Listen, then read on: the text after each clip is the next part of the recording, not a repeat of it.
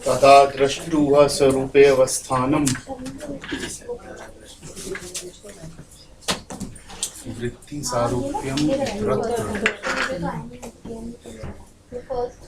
वृत्तयः पंचतयः क्लिष्टा अक्लिष्टाः।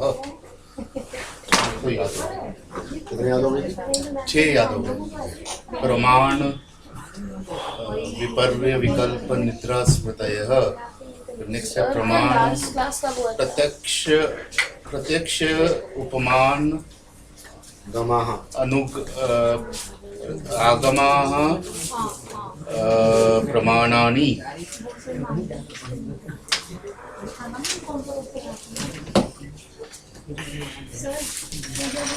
हाँ मैं दो करवा ऐसे सोच रही हूँ कितने अच्छे नोट बना रखे हैं। वो तो पता है क्या नया तो कुछ नहीं, लेकिन फिर भी चलो आदमी को नहीं रहे हो।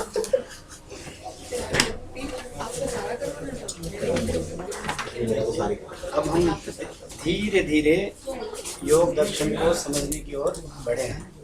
हमारे पास आधारभूत शब्दावली हो गई है, तो हमने इन 4 सूत्रों को अच्छी तरह से देख लिया था और इन 4 सूत्रों को ही योग दर्शन को प्रस्तुत करने वाले सूत्रों के रूप में जाना जाता है। ये कहा जाता है कि भारतीय दर्शन के जितने भी संप्रदाय हैं उनमें जो भी सूत्र ग्रंथ है उनमें आदि के 4 सूत्र हैं, सूत्र चतुष्टय कहते हैं इसको, उसमें ही पूरे दर्शन का एसेंस होता है। ठीक है, तो देखें पहला सूत्र क्या है? योगानुशासनम। अथमन आरंभ होता है। अब आरंभ होता है योग अनुशासन। डिसिप्लिन ऑफ अनुशासन का मतलब discipline of yoga. Now starts the discipline of yoga. Simple सी बात है। अब इसमें कमेंट्रीज में इस अथ शब्द को लेकर के बहुत विस्तार से चर्चा की है। तो अथ शब्द का अर्थ सामान्यतः क्या हो गया? हियर बिगिंस, हाँ, नाउ बिगिंस। हाँ, योगानुशासन का मतलब डिसिप्लिन ऑफ योगा या फिर इंस्ट्रक्शंस इन योगा, है ना, जिसको डिसिप्लिन ऑफ योगा कह सकते हैं। अच्छा, ये जो नाव है ना, ये बहुत ऑस्पिशियस माना जाता है, इसको एक मंगल शब्द कहा जाता है। अथा शब्द के विषय में परंपरा ये कहती है कि यह शब्द, देखो शब्द के 2 एस्पेक्ट्स होते हैं। शब्द के 2 एस्पेक्ट्स होते हैं, एक तो साउंड एस्पेक्ट होता है और एक मतलब एक मीनिंग एस्पेक्ट होता है ना। तो अथ शब्द अगर मीनिंग एस्पेक्ट में देखें तो उसका अर्थ है नाउ, अब, और उसका जो साउंड इफेक्ट है वो अलग है। ठीक है मैडम? अथ शब्द का साउंड, जैसे चाइनीज कोई लैंग्वेज है, उसको सुनते हैं तो उसका साउंड इफेक्ट है। तो अथ शब्द शब्दात्मना एक कार्य करता है, अर्थात्मना दूसरा कार्य करता है। अर्थात्मना क्या करता है? ये सेंस ऑफ कमेंसमेंट को एक्सप्रेस करता है, हाँ, द आइडिया ऑफ नाउ को एक्सप्रेस करता है। इसको कहते हैं संस्कृत में आनंतर्य। क्या कहते हैं? अथ शब्द अधिकार। अधिकार, एक तो अथ शब्द का अर्थ होता है अधिकार, एक अथ शब्द का अर्थ होता है आनंतर्य। आनंतर्य का मतलब और इसके बाद अथ। कई बार एक पूरा प्रसंग समाप्त हो गया, इसके बाद हो गया अथ। अथात्मनः शब्द गुणम गुणज्ञ। रामायण में 13वां जब सर्ग शुरू होता है वो अथ से शुरू करते हैं। अथ मतलब जो कुछ भी पीछे हो गया है उसके पश्चात और इसके पश्चात। सिंपल सा मीनिंग अथ का अर्थ क्या है मैंने? और इसके पश्चात, और इसके पश्चात। तो मंगल सूचक जब बोलते हैं तो भाषा की दृष्टि से मंगल का क्या अर्थ है? हाँ, मंगल का मतलब उससे एक तरह का ऑस्पिशियसनेस क्रिएट हो जाता है। हाँ, हमारी जो बिलीफ सिस्टम है, जैसे किसी की उपस्थिति मात्र से एक भद्र वातावरण सृजित हो जाता है, उसको कहते हैं मंगल। उसका कोई एक्सप्लेनेशन नहीं है। इस शब्द के उच्चारण मात्र से मंगलता उपस्थित हो जाती है, ऐसा हमारा विश्वास है। उसके पीछे कारण ये है पूजा जी, अभी एक श्लोक मैं आपको लिखवा रहा हूँ। तो पहले तो ये बताया ना, अथ शब्द का अर्थ है, इसको क्या हो सकता है? अधिकार। अधिकार का मतलब कमेंसमेंट है मैडम। धीरे धीरे हम सूत्रों को समझ रहे हैं। अथ शब्द का अर्थ होता है कमेंसमेंट। कमेंसमेंट को हिंदी में क्या कहते हैं? अधिकार। अब इसका अधिकार शुरू होगा, माने जैसे कि कोई एक प्रसंग शुरू होगा, उसके लिए अधिकार कहते हैं। कमेंसमेंट तो जानते हैं ना, commencement beginning, starting, the idea of commencement, ये अथ इसको व्यक्त करता है। अच्छा, दूसरा अनंतरीय अर्थ को, जैसे मैंने कहा और इसके बाद, इस अर्थ को भी व्यक्त करता है। अब देखिए कितने दर्शन हैं हमारे यहाँ? 6 दर्शन। आस्तिक दर्शन 6 है ना। 6 आस्तिक दर्शन में से अनेक दर्शन ऐसे हैं जिसका आरंभ अथ से शुरू होता है। जैसे अथा तो धर्म जिज्ञासा, ठीक है मैडम? अथा तो धर्म जिज्ञासा, ये किसका सूत्र है? मीमांसा सूत्र। अथा तो धर्म जिज्ञासा, उसका अर्थ है और इसके बाद हम धर्म की जिज्ञासा, धर्म विचार प्रारंभ कर रहे हैं। इसका मतलब इससे पहले कुछ हो चुका है, उसके प्री रिक्विजिट्स हैं, है ना? जैसे कि आपको ग्रेजुएशन में एडमिशन लेना है तो प्री रिक्विजिट क्या है कि आपका 12th आप पास हो चुके हो। तो व्हाट आफ्टर 12th कहते हैं ना। तो अथ शब्द का अर्थ है और इसके बाद। जब हम मीमांसा में अथ शब्द का प्रयोग देखते हैं तो उसका अर्थ क्या है? मीमांसा दर्शन को आरंभ करने से पहले कुछ और अध्ययन किया हुआ होना चाहिए। इसी तरह से अथा तो ब्रह्म जिज्ञासा, ये किसका सूत्र है? ब्रह्म सूत्र है, वेदांत सूत्र है। तो मीमांसा सूत्र पहला क्या? अथा तो धर्म जिज्ञासा, क्योंकि मीमांसा का टॉपिक क्या है? धर्म। अच्छा, वेदांत का टॉपिक क्या है? ब्रह्म। तो अथा तो ब्रह्म जिज्ञासा कह रहे हैं। इसका मतलब और इसके बाद अब हम ब्रह्म पर विचार आरंभ करते हैं। इसका मतलब ब्रह्म विचार से पूर्व कुछ और विचार हो चुका है, उसके भी कुछ प्री रिक्विजिट्स हैं। परंतु योग दर्शन में जो अथ शब्द का पाठ किया गया है वह अनंतरीय अर्थ को व्यक्त करने के लिए नहीं है। वह किस अर्थ को व्यक्त करने के लिए है? कमेंसमेंट, आइडिया ऑफ कमेंसमेंट को व्यक्त करने के लिए। ये विशेष बात है। हाँ? तो अथ शब्द के बारे में। अच्छा, आपने पूछा अभी अथ शब्द मांगलिक क्यों है? उसके लिए हम एक पुराण कथा, एक कथा लिख देते हैं। देखिए, 2 शब्द हैं, ओंकारश्चाथ शब्द से साथ साथ हमसे कहा गया कि संस्कृत भी करानी है। ओंकार, ये लिख लीजिए, ओंकारश्चाथ शब्दश्च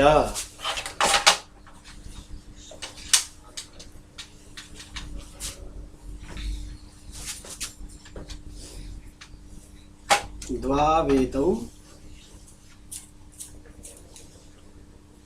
ब्रह्मणः पुरा।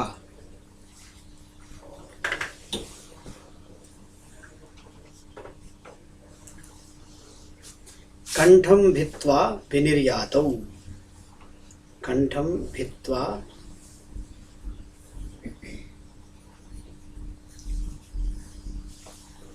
विनिर्यातौ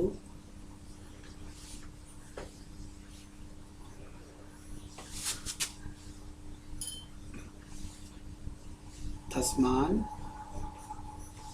मांग लिखा उभो। द्वावेतौ मांग लिखा।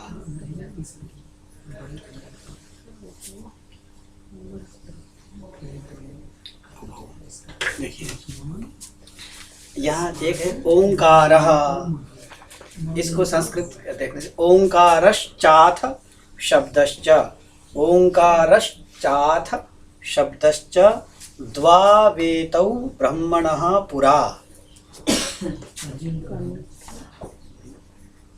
कंठम भित्वा विनिर्यातौ तस्मान मांगलिका बुभौ। अब संस्कृत हमने जितना पढ़ा है उसकी दृष्टि से देखिए, ओंकारः, इसका अर्थ क्या हो गया? ओंकारः माने ओम शब्द। ओम शब्द स्वतः मांगलिक है कि नहीं? जैसे ओम शब्द उच्चारण मात्र से मांगलिक माना जाता है, ऐसे ही अथ शब्द को भी उच्चारण मात्र से मांगलिक माना जाता है। क्यों? उसके पीछे कारण क्या है? ओंकारः च, यहाँ क्या हो गया तोषी जी? संधि। ओंकारश्च, है ना? अच्छा, मैडम लोग तो संस्कृत की अध्यापिकाएं यही पढ़ाती रही हैं, मैं भी यही पढ़ाता हूँ। अथ शब्दश्च, ओंकारः च अथ, तो क्या हो गया? चाथ। ओंकारश्चाथ शब्दश्च, ओंकारश्चाथ शब्दश्च। अच्छा, द्वौ एतौ, देखिए द्वौ, द्वौ माने दो, एतौ माने ये दो, एतौ द्वौ, द्वौ एतौ, यहाँ कौन सी संधि हो गई है? अयादि, अयादि, हाँ अयादि, तो आव हो गया। ठीक है सर, देखिए बालकौ अत्र, इसका क्या हो जाता है? बालका वत्र। तो द्वौ एतौ, शाहीश्वरी तुम प्रैक्टिस कर लो, अब तो तुम 11th में पहुंच गए हो ना। द्वौ एतौ, तो इसकी क्या संधि हो जाती है मैडम? द्वावेतौ। ठीक है, द्वावेतौ जी। ये बच्चे ये लाना संस्कृत पढ़ रहे हो, लाना संस्कृत नहीं पढ़ रहे स्कूल में। अच्छा, हाँ ये नहीं पढ़ रहे, आप पढ़ रहे हो ना? ओंकारश्चाथ शब्दश्च द्वावेतौ, मतलब ओंकार और अथ शब्द, ये दो शब्द क्या कह रहे हैं? ये पुरा, पुरा किसे कहते हैं? प्राचीन काल। प्राचीन काल में, प्राचीन काल, इन दी ओल्डन डेज। पुरा माने इन दी ओल्डन डेज की कथा है कि ये दो कैसे निकली? कंठम भित्वा, भित्वा किसे कहते हैं? देखिए एक धातु है भिद, क्या धातु है? भिद। क्या है रेखा जी? भिनत्ति, है ना, भिनत्ति। तो भिद प्लस त्वा क्या हो जाता है? भित्वा माने भेदन करके, छिद प्लस त्वा, छित्वा माने छेदन करके, क्री प्लस त्वा, कृत्वा माने करके, तो भित्वा माने भेदन करके, फाड़ करके। हाँ, तो देखो कंठम भित्वा, किसके कंठ को का भेदन करे? ब्रह्मणः कंठम भित्वा, ब्रह्म का, ब्रह्म के कंठ का भेदन करके ये दो शब्द निकले हैं। तो ये स्वयं ब्रह्म के अंदर से निकले हुए शब्द हैं। अब ब्रह्म के अंदर से निकले हुए शब्दों का मांगलिक महत्व नहीं होगा तो किसका होगा? है ना? तो ओंकारश्चाथ शब्दश्च द्वावेतौ ब्रह्मणः पुरा, बोले ओंकारश्चाथ शब्दश्च द्वावेतौ ब्रह्मणः पुरा, कंठम भित्वा विनिर्यातौ तस्मात् मांगलिका। विनिर्यातौ किसे कहते हैं? निर्यात किसे कहते हैं? एक्सपोर्ट। एक्सपोर्ट। तो विनिर्यात का मतलब विशेष रूप से निर्यात हो गए, माने विशेष रूप से निकले हैं। तो द्विवचन है कि नहीं सर अजय जी? एतौ विनिर्यातौ तस्मात्, तस्मात् किसे कहते हैं? देखिए तस्मात्, इसमें संधि है, तस्मात् है, फिर आगे मांगलिकौ है, तस्मात् मांगलिकौ उभौ। ऐसे समझने से ना फिर कभी भूलता नहीं है। तस्मात् मांगलिकौ उभौ, उभौ तस्मात् मांगलिकौ, तस्मात् किसे कहते हैं? अतः, देयरफॉर। हाँ, therefore these two words are considered to be auspicious। उभौ किसे कहते हैं? दोनों। उभौ माने दोनों। ठीक है मैडम? हाँ, इसीलिए अथ शब्द का एक मांगलिक महत्व है, अपार्ट फ्रॉम इसका एक कमेंसमेंट अर्थ भी है। तो दो अर्थों को, दो पर्पस को एक साथ ये सर्व कर रहा है। उसके पीछे आइडिया क्या है? वो ये कहते हैं कि एक शब्द दो तरह के आइडियाज को कैसे एक्सप्रेस कर सकता है। तो वो कहते हैं कि किसी व्यक्ति को, किसी स्त्री को आप घड़े मतलब क्या क्या कहते हैं उसको, पानी से भरे हुए घड़े को सर पर रख करके ले जाते हुए देखते हैं, तो उसका पर्पज आपको दिखाना तो है नहीं, उसका पर्पज तो पानी ले जा रही है घर पर, परंतु पानी से जल की पिपासा शांत तो होती है उसकी, परंतु साथ साथ उस पानी के दर्शन से, उस घड़े के दर्शन से मुझे पुण्य लाभ भी हो जाता है, मंगल हो जाता है। इस आधार पर ये कहते हैं कि कई बार एक वस्तु के दो पर्पज भी हो सकते हैं। अथ शब्द एक आनंतरीय अर्थ को, एक अथ शब्द एक कमेंसमेंट के आइडिया को एक्सप्रेस करने के साथ साथ द आइडिया ऑफ मंगल को भी एक्सप्रेस करता है, ये आइडिया है। ठीक है सर, तो मेरे साथ एक बार और बोले, ओंकारश्चात् शब्दश्च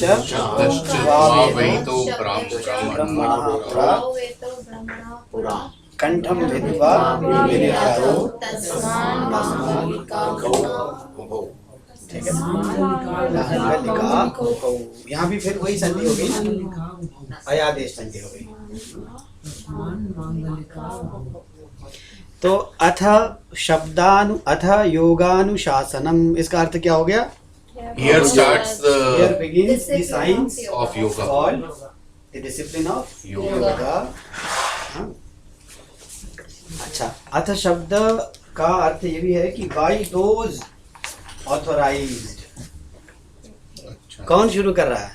जो already By those who are authorized to start or to those qualified. ठीक है सर, क्या कहा मैंने? Here begins the science called the discipline of yoga by those authorized to those qualified. तो मतलब एक तरीके से जो पढ़ा रहा है वो भी और जो पढ़ रहा है उसके लायक है उसको दोनों का एड्रेस करता है, दोनों को एड्रेस करता है। हाँ, और एक शब्द और है मैडम याद रखने का तोषी जी, अथ ट्रेडिशन को भी बताता है। हाँ, नहीं, अथ शब्द जो है ना, अथ शब्द नहीं, मैं बताना चाहता, अनुशासन शब्द जो है ना, ट्रेडिशन को भी बताता है। जैसे मैंने कहा कि ये पतंजलि का कोई fresh, this is not the invention of Patanjali, Patanjali का ये संस्करण है। जैसे स्वामी रामदेव जी का योग है, स्वामी रामदेव जी ने योग का कोई अन्वेषण नहीं किया है ना। इसी तरह से पतंजलि परंपरा से पहले से ही वैदिक काल से लेकर के योग शास्त्र प्रचलित था, केवल उस योग शास्त्र को सूत्र फॉर्म में पतंजलि ने व्याख्यापित किया। इनकी ओरिजिनल आइडियाज नहीं है। और ये हम्बली पतंजलि इस शब्द का प्रयोग करके बता रहे हैं कि दिस इज नॉट माय शासन, और में दिस इज अनुशासन। अनुशासना का मतलब होता है I am following the tradition, I am only explaining the tradition, yoga tradition, tradition is already there. हाँ, I am just an exponent of the tradition. ठीक है, अथ योगानुशासनम, स्पष्ट हो गया ना सूत्र। हम सूत्रों को समझते समझते चले जाएं ताकि सूत्र को देखते ही उस सूत्र का भाव स्ट्राइक कर जाए। तो here begins the science called yoga by those और authorized to those qualified following the traditional manner. This was the, ये देखिए, अब देखिए ये श्लोक भी है, आपने देख लिया है। ये जो 4-5 जो सूत्र थे, अथातो ब्रह्म जिज्ञासा, अथातो, ये सब के सब आप सब देख चुके हैं। अच्छा, दूसरा सूत्र क्या है? योगः चित्त वृत्ति निरोधः। क्या अर्थ हो गया? योग इज द निरोध, इनहिबिशन ऑफ चित्त में वृत्ति जो होती है। इसमें सर उस दिन जैसे बात हुई थी, कितने शब्द हैं? योगः चित्त वृत्ति निरोधः। वैसे तो एक योग शब्द है और एक दूसरा शब्द है चित्त वृत्ति निरोधः, पर विद इन द चित्त वृत्ति निरोध, इस कंपाउंडेड वर्ड में कितने शब्द हैं? 3, चित्त वृत्ति और निरोध। निरोध शब्द का अर्थ हम सबको मालूम है, इनहिबिशन। निरोध शब्द का तो स्टॉपेज या सेसेशन, कंट्रोल।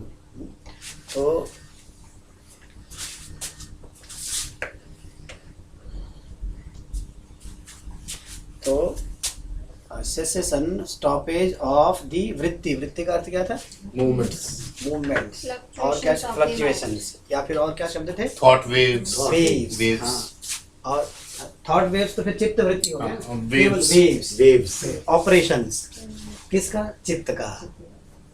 इसको अगर एक शब्द से कहना चाहें चित्त वृत्ति को, तो मैं क्या हूँ? मेंटल ऑपरेशंस, मेंटल मॉडिफिकेशंस, ठीक है, मेंटल मूवमेंट्स और मेंटल एक्टिविटीज। वृत्ति शब्द का अर्थ क्या? एक्टिविटी है। तो ये स्टॉपेज कहते हैं ना, जैसे क्या कहते हैं? स्टॉपेज, स्टॉपेज, इनिबिशन, कंट्रोल, कुछ कहते हैं ना। सप्रेशन नहीं है actually, it's like it dissolution हो ही ना वो। हाँ, तो dissolution is a better word. Dissolution of the thought waves is called yoga. ठीक है मैडम। यहाँ वृत्ति शब्द का अर्थ है एक्टिविटी। अब चित्त क्या है, ये देखने की बात है। मैंने कहा योग दर्शन में दो तरह के शब्दों का प्रयोग होता है। एक चिति शब्द का प्रयोग, हम जब ट्रेडिशनल योग पढ़ेंगे ना तो उसमें दो शब्द हैं। देखिए, एक शब्द है चिति। चिति किसे कहते हैं और चित्त किसे कहते हैं? देखिए, चिति दो ही तरह के तत्व हैं संसार में सांख्य के अनुसार। क्या क्या है? एक पुरुष है और एक प्रकृति है। एक पुरुष है और प्रकृति है। पुरुष को चिति कहते हैं। क्या कहते हैं? चिति। चिति, पुरुष को चिति कहते हैं। उसी पुरुष को चिति शक्ति भी कह देते हैं। चिति शक्ति भी कह देते हैं। याद रखिएगा, इस शब्द सबके से परिचित होने के। चिति, चिति शक्ति, और इसको पुरुष तो कहते ही है। और एक शब्द है ज्ञा। क्या शब्द है? ज्ञा। ज्ञा कह देते हैं। ज्ञा, जानाति इति ज्ञा, जिसको ज्ञान होता है। ठीक है। अच्छा, अब दूसरा क्या है? प्रकृति। ये जो है प्योर कॉन्शियसनेस है। ठीक है बेटा, प्योर कॉन्शियसनेस है। दूसरा क्या है? जड़ है, प्योर जड़ है। एक संसार में दो ही तरह की चीजें हैं, एक ये है और एक मैं हूँ। मैं इसको जानता हूँ, ये मुझे नहीं जानता है। तो जानने की क्रिया जिसमें होती है वो कौन होता है? चेतन होता है। चेतन माने मुझे मोबाइल की चेतना होती है, मुझे घड़े की चेतना होती है, मुझे सुख की चेतना होती है, मुझे दुख की चेतना होती है। जिसके अंदर चेतना होती है वह चिति है, वह चैतन्य है। क्यों? मेरे में रिसेप्टिविटी है ना, वस्तुओं की, नॉलेज की रिसेप्टिविटी है। इसलिए मैं, एक तो नोन होता है, एक नोअर होता है। जो नोअर होता है वो कौन होता है? चिति होता है, कॉन्शियसनेस होता है। परंतु अब ये आइडिया बहुत फिलोसॉफिकल है कि जो consciousness in its purest form, वो नोअर भी नहीं होता है, वो नोअर बनता है। मैं राजधानी का यात्री हूँ नहीं, मैं राजधानी का यात्री बनता हूँ। There is a possibility of me being the traveler of Rajdhani Express. By nature, I am not the traveler. So by nature, I am not the knower. I can be knower. There is a possibility of me being the knower. है ना? तो ये याद रखने की बात है। इसका मतलब pure consciousness in its purest form is not the knower. इसकी बात हम करते रहेंगे तो उसको ये, इसलिए ये it doesn't need to know pure consciousness, or there's no need for knowing. हाँ, तो बता रहा था ना मैं कि मुक्ति की अवस्था में मुझे कोई अनुभूतियां नहीं होती हैं, प्रलय की अवस्था में ही मुझे अनुभूतियां होती हैं। वेदांत और सांख्य लगभग एक जैसी बात कर रहे हैं। दो तरह के शब्दों का प्रयोग मैंने किया है। एक तो इतना अधिक जड़ हो गया कि उसको कोई अनुभव नहीं होता है, और एक इतना अधिक चेतन हो गया कि उसको कोई अनुभव नहीं हो सकता। तो अनुभव से शून्य है।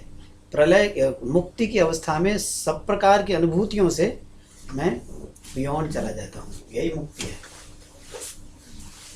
ये आइडिया।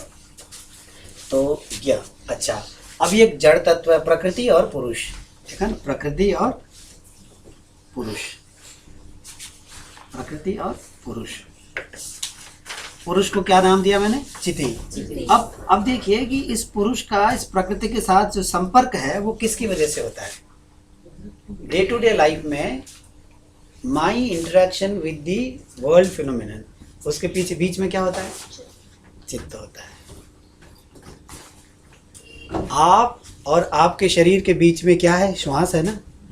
इसीलिए विपश्चना कराई जाती है। विपश्चना में ये कहते हैं कि आप आते जाते श्वास पर दृष्टि रखो, उस पर उसको श्वास के बारे में विचार करो, क्योंकि आप और आपके शरीर के बीच में कौन है? श्वास है। अब आइडिया ये है कि ये जो कनेक्शन है ना प्रकृति के साथ, प्रकृति के साथ मेरा जो ट्रांजेक्शन्स हैं वो किसकी वजह से है? उसके पीछे कोई ना कोई तो इंस्ट्रूमेंट चाहिए ना। वो इंस्ट्रूमेंट क्या है? चित्त है।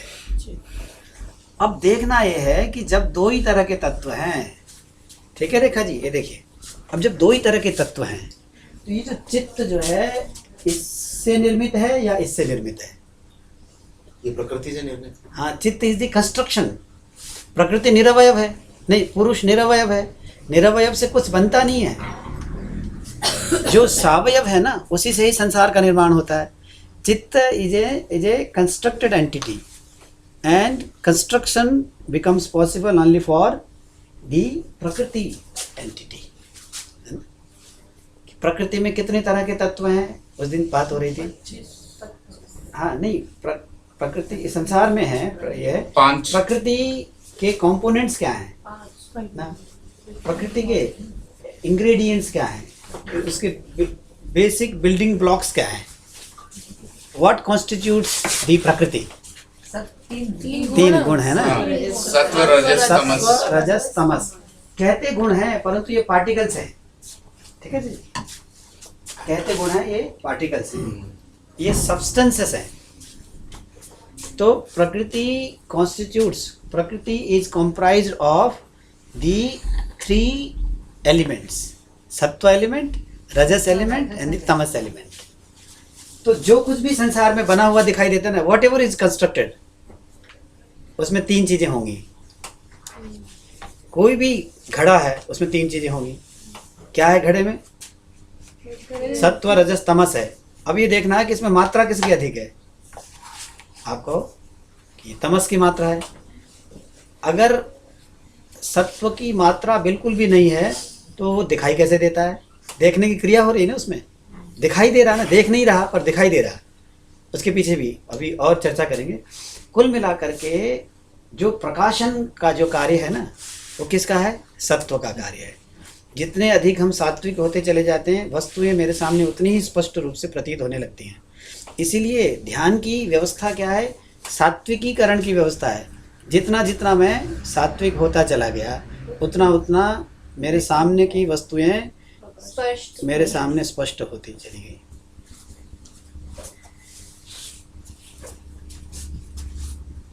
संस्कृत के एक बहुत बड़े आधुनिक कवि हैं, राजेंद्र मिश्रा जी, जानते हो ना? उनकी 2 पंक्तियां हैं, इतनी अच्छी पंक्तियां हैं। वो उन्होंने लिखा है कि मतिर्वैषयी क्षीयते मंद मंदम। लिख लेना, मुझे तो बहुत ही अच्छा लगता है योग दर्शन के संदर्भ में। हाँ, मतिर्वैषयी क्षीयते। जी हाँ, मिले बहुत ही अच्छे, बहुत बार मिले जी। देखिए, मतिर्वैषयी, मतिर्वैषयी,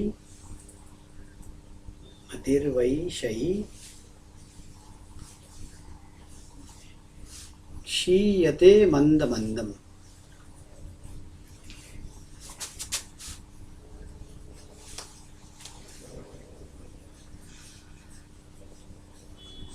क्या अर्थ है?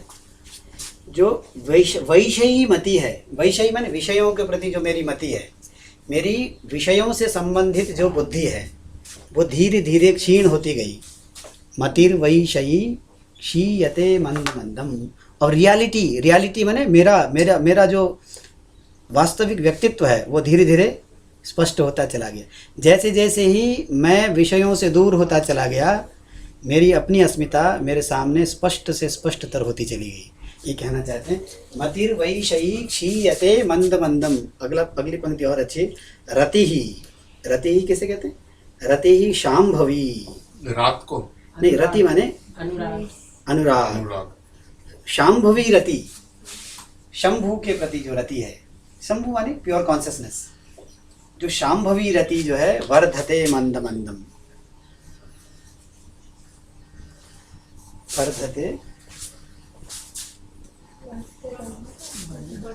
धीरे-धीरे बढ़ती है। चलो भी एक क्लास हो रही है। 8 बजे तक।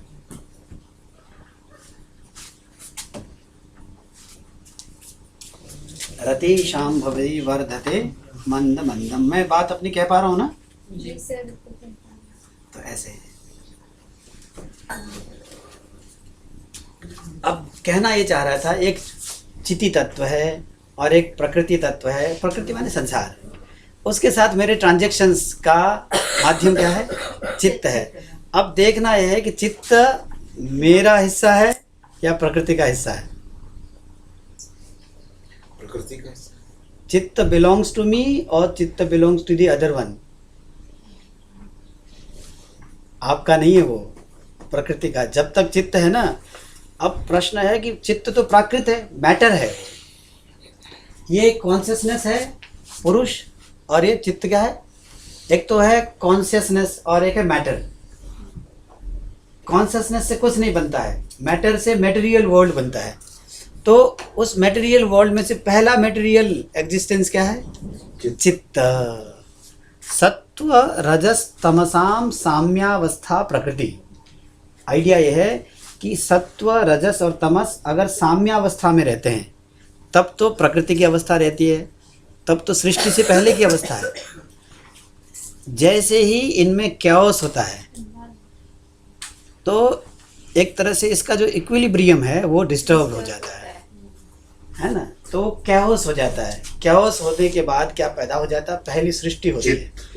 हाँ, ये सारी की सारी सृष्टि जिसको हम प्रकृति कहते हैं, ये प्रकृति नहीं है, विकृति है।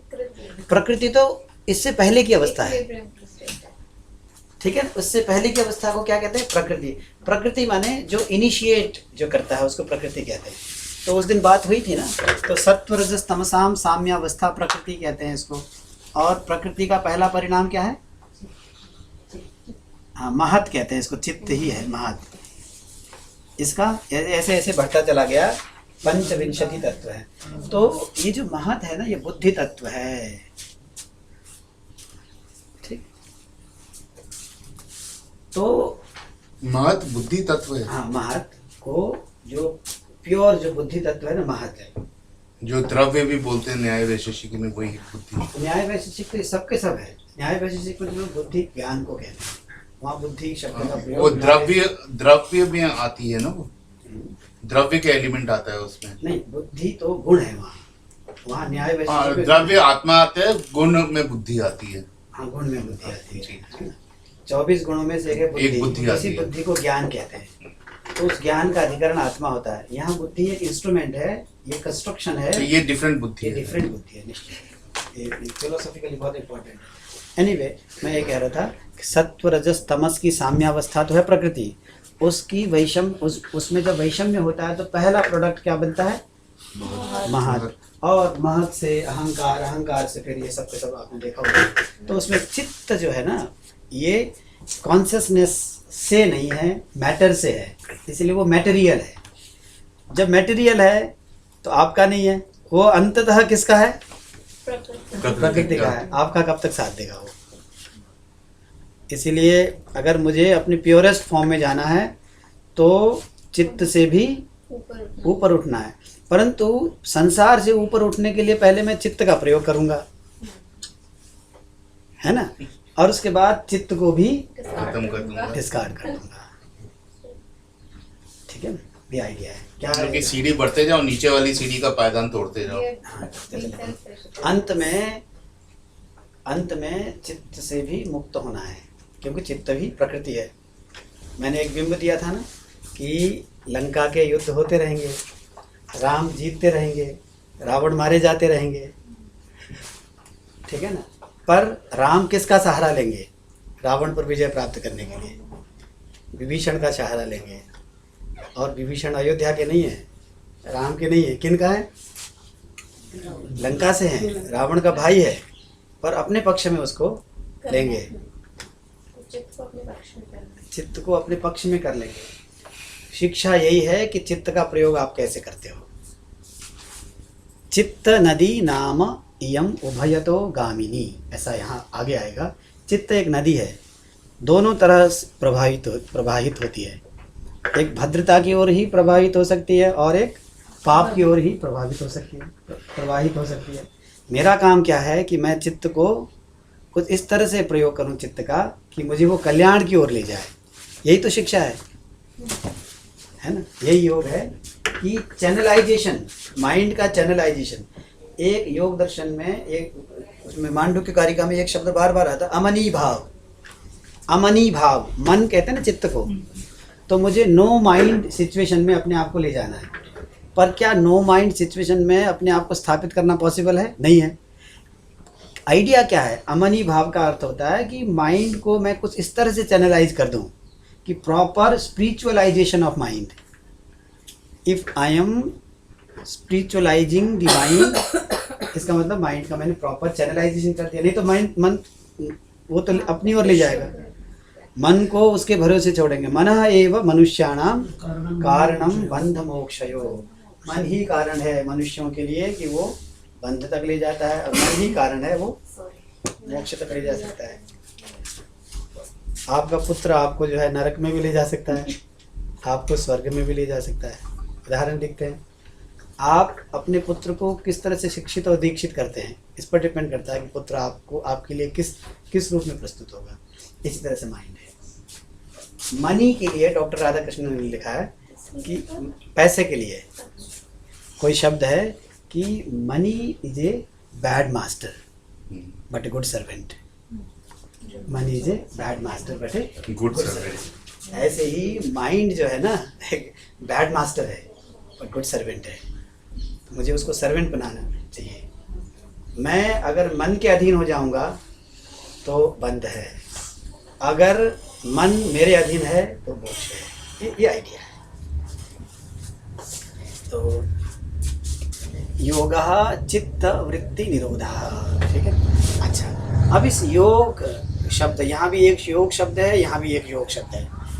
अब योग शब्द की मैंने परिभाषा दी थी, वो क्या है? यूनियन, युज धातु से बना। युज धातु से बना है। ऐसा कि संस्कृत में जो युज धातु है ना जी, इसके दो अर्थ हैं।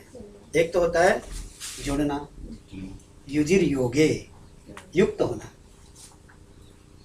और एक युज धातु का अर्थ था समाधि लगाना। तो ये समाधि लगाने वाले अर्थ वाली धातु से निष्पन्न है ये शब्द।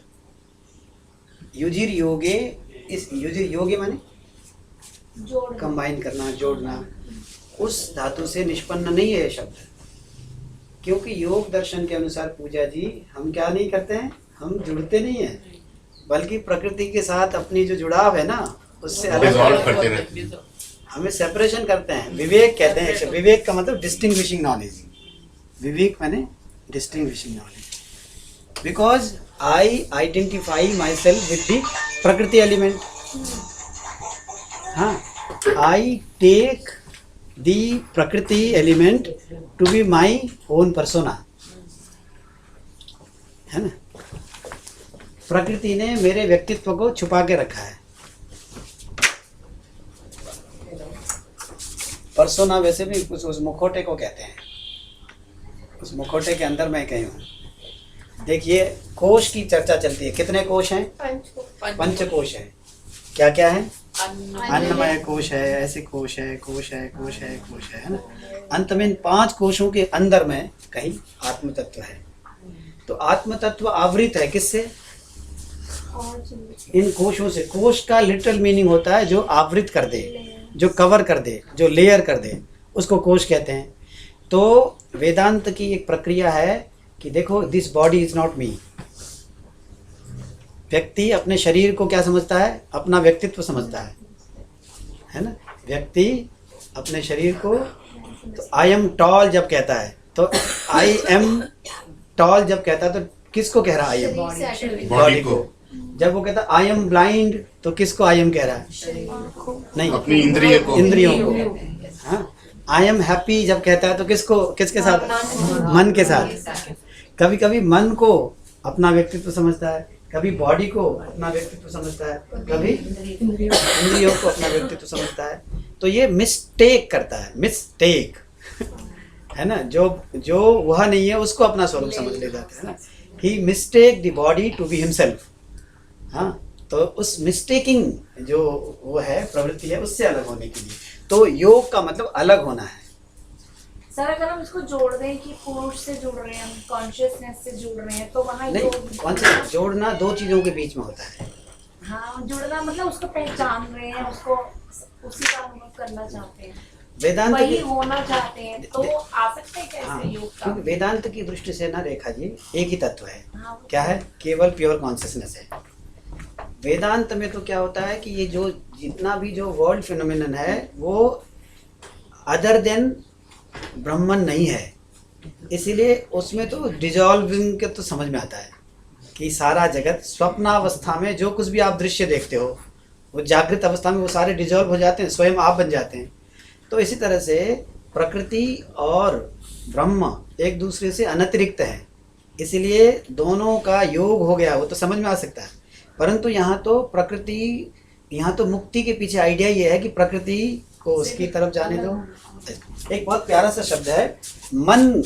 मन को जब आप कंट्रोल में कर लेंगे और मन को अपने अधीन ले लेंगे और मन का भरपूर प्रयोग कर लेंगे और मन के माध्यम से प्रकृति तत्व अलग है, पुरुष तत्व अलग है, ये जो बुद्धि उपस्थापित कर देंगे आप, उसको विवेक कहते हैं, distinguishing faculty of knowledge, distinguishing knowledge.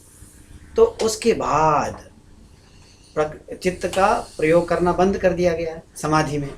अब वो चित्त किससे बना हुआ है? सत्व, रजस और तमस से बना हुआ है। अब सांख्य और योग दर्शन का ये सिद्धांत है कि कोई भी वस्तु का अत्यंत नाश नहीं होता है। याद रखिएगा, कोई भी वस्तु का अत्यंत नाश नहीं होता है। कोई वस्तु न्यू प्रोडक्ट नहीं है। सांख्य दर्शन में और न्याय दर्शन में ये अंतर है। न्याय वैशेषिक का एक दर्शन है जिसको कहते हैं असत कार्यवाद। क्या कहते हैं? असत कार्यवाद। लिख लीजिए, असत कार्यवाद। दो तरह के वाद हैं। असत कार्यवाद ये क्या कहता है कि कोई भी वस्तु जब उत्पन्न होती है ना, वो वस्तु उत्पत्ति से पहले होती नहीं है। तो कार्य इज ए न्यू सृष्टि। कार्य, कोई भी प्रोडक्ट है ना, it is a new creation all together. हाँ, जैसे एक पॉट को मैंने पैदा किया, जैसे एक फिल्म को प्रोड्यूस किया गया, that film is a new creation all together. It was not there in any form.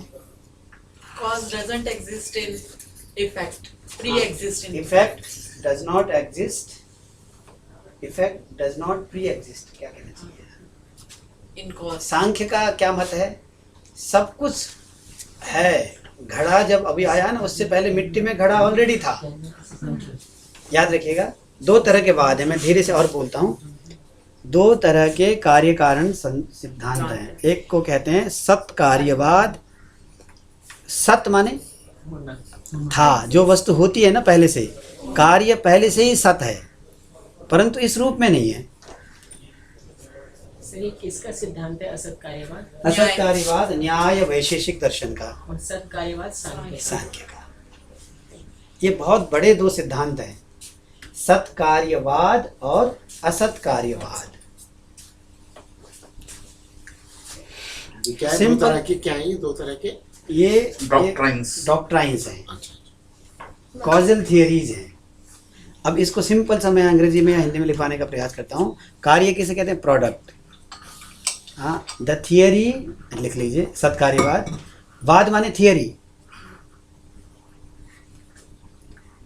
अब एग्जैक्टली शब्द देखिए, सत कार्य, पहले इतना ले लीजिए। हाँ, सत कार्यवाद। वाद किसे कहते हैं? जैसे theory, the theory of the effect being existent before its, क्या कहना चाहिए? It's in effect Before its production. before its production. The theory which accepts that the effect exists before it is born, it is produced.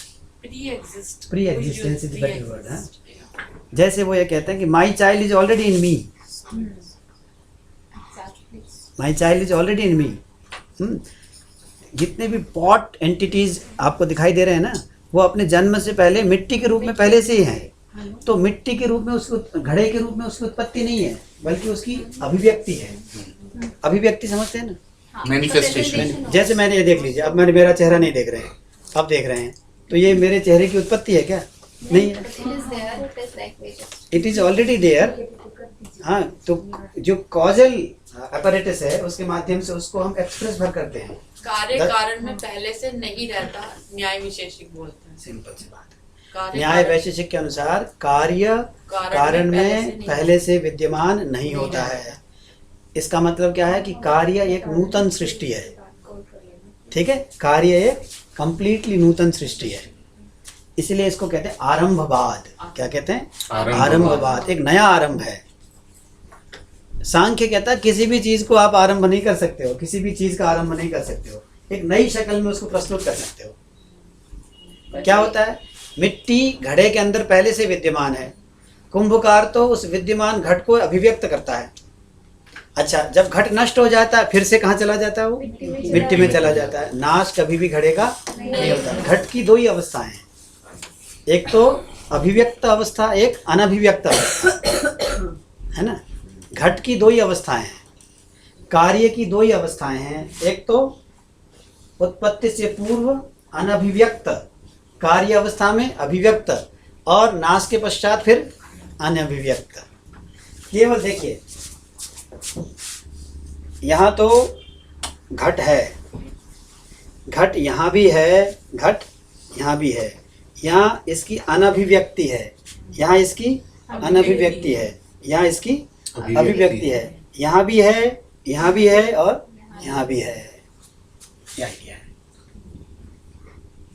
ये idea ठीक लग रहा है sir. हाँ, सत्कार्यवाद। असत्कार्यवाद क्या कहता है कि बिल्कुल नई सृष्टि है। इसमें एक शब्द का प्रयोग कर रहा हूँ। चित्त किससे बना था बताइए? चित्त सत्व, रजस और तमस, है ना। सत्व, रजस, तमस ये पार्टिकल्स हैं, उसी से कंस्ट्रक्टेड हुआ चित्त। अब जब चित्त का प्रयोग पूरी तरह से हो चुका है, चित्त जब स्थिर हो गया, तो चित्त वृत्ति नहीं बन रही है। चित्र सब समाधि के माध्यम से चित्त में वृत्तियां बंद हो गई, चित्त वृत्ति निरोध हो गया, ठीक है ना। पर चित्त इज ऑलरेडी, चित्त इज स्टिल देयर। चित्त इज नॉट फंक्शनिंग बट चित्त is there, very much there. परंतु किसी भी तत्व को जब तक वृत्ति ना हो, हमारी अगर वृत्ति बन जाए, नौकरी चली जाए, हम कब तक एडजस्ट कर सकते हैं? चित्त को जीवन धारण करने के लिए उसको वृत्ति बनना जरूरी है। वृत्तियां अगर नहीं बनेंगी तो चित्त कब तक अपनी अवस्था में बना रहेगा? एक पॉइंट ऐसा हो जाएगा कि चित्त का लय हो जाएगा। लय होगा का मतलब सत्व, रजस, तमस जो जिस पार्टिकल से चित्त बना था ना, वो पार्टिकल्स अलग अलग हो जाएंगे, तो बैक टू दी पेविलियन चले जाएंगे, है ना। इसको कहते हैं, दो तरह के शब्द हैं। एक तो प्रसव है। प्रसव किसे कहते हैं? उत्पत्ति, प्रसव, सिंपल सी बात है, प्रसव। अब प्रसव का उल्टा एक है प्रतिप्रसव। चित्त का प्रसव हुआ था और चित्त जो है फिर से रिवर्ट बैक कर जाए अपनी ओरिजिनल जहां से आया था, इसको क्या कहेंगे? प्रतिप्रसव एक शब्द है, प्रतिप्रसव, वापस लौट जाना। वापस लौटना, रिवर्टिंग बैक जिसको कहते हैं ना। तो चित्त जिससे बना था, जो इंग्रेडिएंट्स थे, जो जिन एलिमेंट्स से चित्त की सृजना हुई थी, वे एलिमेंट्स अपने अपने ओरिजिनल फॉर्म में फिर से चले जाते हैं। कहाँ चले जाते हैं? घड़ा वापस जब लौटता है तो कहाँ चला जाता है? मिट्टी में चला जाता है। इसी तरह से सत्व, रजस, तमस अपनी ओरिजिनल अवस्था में चले जाते हैं। मतलब इक्विलिब्रियम हो जाता है उनमें ना, वही हाँ, ना। हाँ, क्योंकि जैसे- उनका नाश नहीं होता है। नाश तो नहीं होगा ना। जहाँ से आए हैं, इक्विलिब्रियम भी नहीं होगा वो, फिर इक्विलिब्रियम भी नहीं होगा, मूल प्रकृति में चले जाएंगे, मूल प्रकृति में चले जाएंगे। रिवर्ट बैक जिसको कहते हैं। सत्व निकल गया और सत्व में ही चला गया। Equilibrium means there is a certain state, इसमें वो स्टेट भी नहीं है। मैं That's स्टूडेंट्स why को I ऐसे don't know समझाता हूँ, मैं स्टूडेंट्स को ऐसे समझाता हूँ। देखिए, कल्पना करिए गांव है, जो जंगल के पास में जो गांव होते हैं ना, जंगल से कई बार शेर गांव के आसपास आ जाता है, कई बार लोगों को खा भी जाता है। गांव में आया, गांव में सारे दरवाजे बंद हैं, लोग देख रहे हैं, और वो क्या करता है, चारों ओर घूमता रहता है, ऐसे ऐसे बहुत देर तक ऐसे वेट करता है, और 1 घंटे 2 घंटे 3 घंटे लग गए, कोई बाहर नहीं निकल रहा। आप बताइए शेर क्या करेगा? धीरे धीरे ऐसे ऐसे करते करते वापस चला जाता है, उसको प्रतिप्रसव कह सकते हैं। चित्त को जब कोई जीवित रहने का कोई आधार नहीं मिला तो चित्त धीरे धीरे वापस लौट जाता है। अभी तो हम इसकी चर्चा लंबी करेंगे, शब्द परिचित कराना चाह रहा हूँ मैं। क्या है? प्रतिप्रसव। प्रतिप्रसव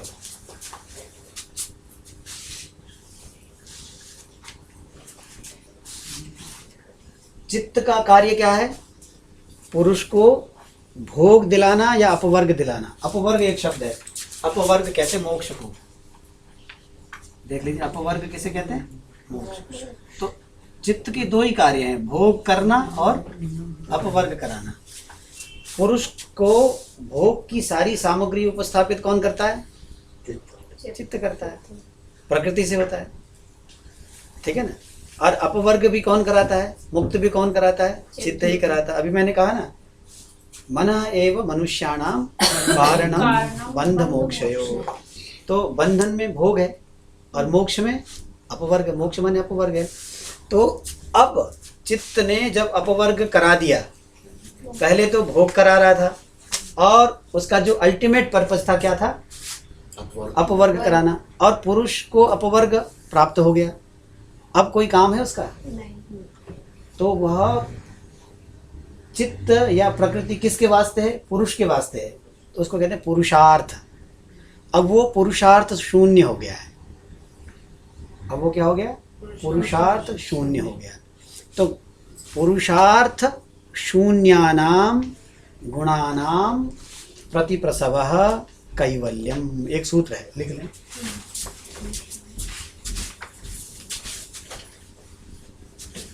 गुण किसे कहते हैं? सत्व रजस तमस। और जब पुरुषार्थ शून्य हो जाते हैं, वो जब उन्होंने अपना काम कर दिया तो अब वो पुरुषार्थ शून्य हो गए, क्योंकि पुरुष का पर्पस तो फुलफिल हो गया। तो अब वो what is the purpose of them being there? तो पुरुषार्थ शून्यानाम गुणानाम। गुणानाम ये कहाँ का रूप है बताएं? षष्ठी का बहुवचन। हाँ ठीक है, हमेशा गुणानाम माने गुणों का। कैसे गुणों का? पुरुषार्थ शून्यानाम। पुरुषार्थ से शून्य हुए गुणों का प्रतिप्रसवः कैवल्यम। प्रतिप्रसवः कैवल्यम। अच्छा, ये कैवल्य किसे कहते हैं? केवल हो जाना। अभी तक किसके साथ है? माइंड के साथ है, बॉडी के साथ है। अगर मैं केवल हो जाऊं तो मुक्ति में पहुंच गया, मुझे कैवल्य प्राप्त हो गया। मैंने एक दिन एक शब्द बोला था ना, कोई एक अंग्रेज किसी लेखक ने सांख्य और योग पर एक पुस्तक लिखी और पुस्तक का टाइटल बहुत आकर्षक था। टाइटल ये था, फ्रॉम अलोननेस टू अलोननेस, मुक्ति से मुक्ति तक। तो कैवल्य, अलोननेस माने कैवल्य। कैवल्य किसे कहते हैं? तो कैवल्य को परिभाषित किया जा रहा है, प्रतिप्रसवः कैवल्यम। वापस लौट जाना ही कैवल्य है। किनका वापस लौट जाना? गुणों का, सत्व रजस तमस, इन गुणों का। कैसे? जब वो पुरुषार्थ शून्य हो जाते हैं। पुरुषार्थ शून्य हुए गुणों का वापस लौट जाना ही पुरुष का क्या है? कैवल्य है। अब इसके साथ कहते हैं, इसी में स्वरूप प्रतिष्ठा वा। देखिए अब उसके बाद क्या हो जाता है? स्वरूप प्रतिष्ठा किसकी हो जाती है? दृष्ट वा चिति शक्ति। चिति किसे कहते हैं? पुरुष। चिति शक्ति भी उसी को कहते हैं। देखिए ये सूत्र है, अंतिम सूत्र है। मोक्ष किसे कहते हैं? कैवल्य पाद में अंतिम सूत्र है कि प्रतिप्रसवः कैवल्यम। पुरुषार्थ शून्य हुए गुणों का वापस लौट जाना ही पुरुष का कैवल्य है। आगे कह रहे हैं, दूसरी परिभाषा है स्वरूप प्रतिष्ठा वा, अथवा वा माने अथवा चिति शक्ति है। जो चिति शक्ति है, जो पुरुष शक्ति है, जो प्योर कॉन्शियसनेस है, उसका अपने रूप में प्रतिष्ठित हो जाना। जब तक प्रकृति के साथ संपर्क में है चिति शक्ति अपने रूप में प्रतिष्ठित नहीं है। याद है ना, वृत्ति सारूप्यम इतरत्र, ये जो सूत्र है। क्या होता है कि चित्त वृत्ति का जब निरोध हो जाता है तो जो पुरुष है, दृष्टा है, वह अपने स्वरूप में अवस्थित हो जाता है। चित्त वृत्तियों का जब समग्र निरोध हो जाता है तो पुरुष चिति अपने स्वरूप में अवस्थित हो जाता है। ठीक है ना? दृष्टु माने पुरुष, जी, दृष्टु माने पुरुष। पुरुष का पर सर पुरुष तो ऑलरेडी कॉन्शियसनेस है, तो वो अपने वापस से यहाँ पे वो देखिए, पुरुष क्या हो जाता है, कॉन्शियसनेस है, परंतु प्रकृति के साथ संबंध के कारण अपने उस प्योर फॉर्म को उसने भुला दिया है। ठीक है, जब उसको बोध प्राप्त होता है तब वो अपने स्वरूप में प्रतिष्ठित हो जाता है। एक उपनिषद का एक संदर्भ है जिसमें ये कहा गया कि राजा का बेटा खो गया था, अब किसी भी तरह से मिला नहीं हुआ। जब वो युवा हो गया तो भीलों के बीच में पल रहा था जंगल में, तो कोई ऐसा प्रसंग हुआ कि राजपुरुषों ने ढूंढते ढूंढते यात्रा करते करते उसको आइडेंटिफाई कर लिया किसी चिन्ह से।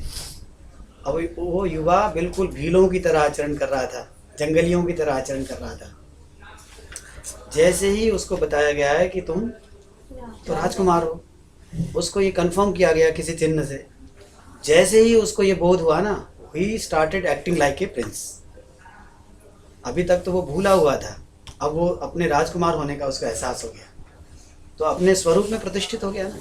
ऐसे ही जब गुणों से शून्य, गुणों के साथ, प्रकृति के साथ सारे संपर्क उसने जब तोड़ दिए, उसके बाद में चिति शक्ति, पुरुष तत्व अपने वास्तविक स्वरूप में प्रतिष्ठित हो जाता है। यही मोक्ष है।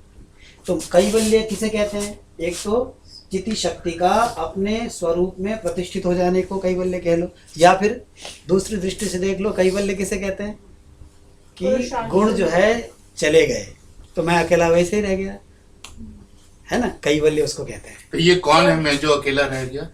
Pure consciousness. Pure consciousness. जो गुण जो है वो अपने उसमें चले गए, सत्व रजस और तमस, तो प्रकृति जो इक्विलिब्रियम उसका फिर से बन गया।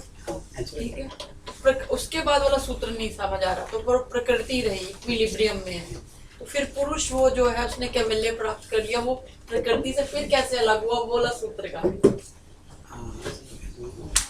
सर ये आपने लिखवाया ना प्रसव वाला कि सत्व रजस और तमस है, उनमें शोभ हुआ, तो बुद्धि, अभी चित्त का ही बताया आपने, बुद्धि में शोभ हुआ, सत्व रजस तमस जो भी हुआ, और भोग हम करने लग गए। भोग से हमने अपवर्ग की तरफ जाना है।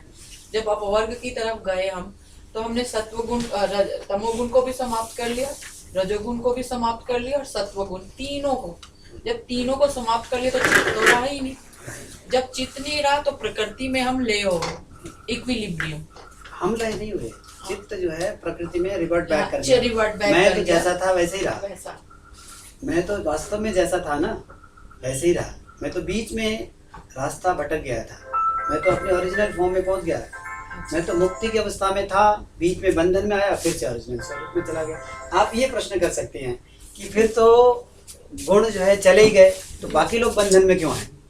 क्योंकि तो सर इसमें एक इसका सूत्र कारण है। है, क्योंकि वेदांत में जो है इससे आगे वाली अवस्था के बारे में, जो प्योर कॉन्शियसनेस की, अगर हम कैवल्य शरीर में रहेंगे, स्थूल सूक्ष्म और फिर कैवल्य कारण शरीर में, कारण शरीर का यहाँ वेदांत के अनुसार प्रकृति है, प्रकृति में रहेंगे तो फिर भी मैं लौट सकती हूँ।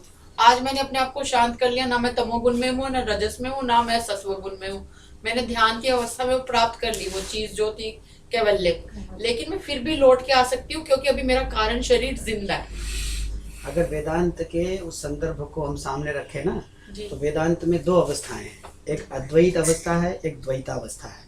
द्वैतावस्था में तीन अवस्थाएं हैं। एक ड्रीम स्लीप की अवस्था है जिसमें हम कारण शरीर में होते हैं जी। उसके बाद एक स्वप्नावस्था है, एक जागृत अवस्था है। तीन अवस्था है ना, जागृत अवस्था, स्वप्नावस्था और सुषुप्ति अवस्था।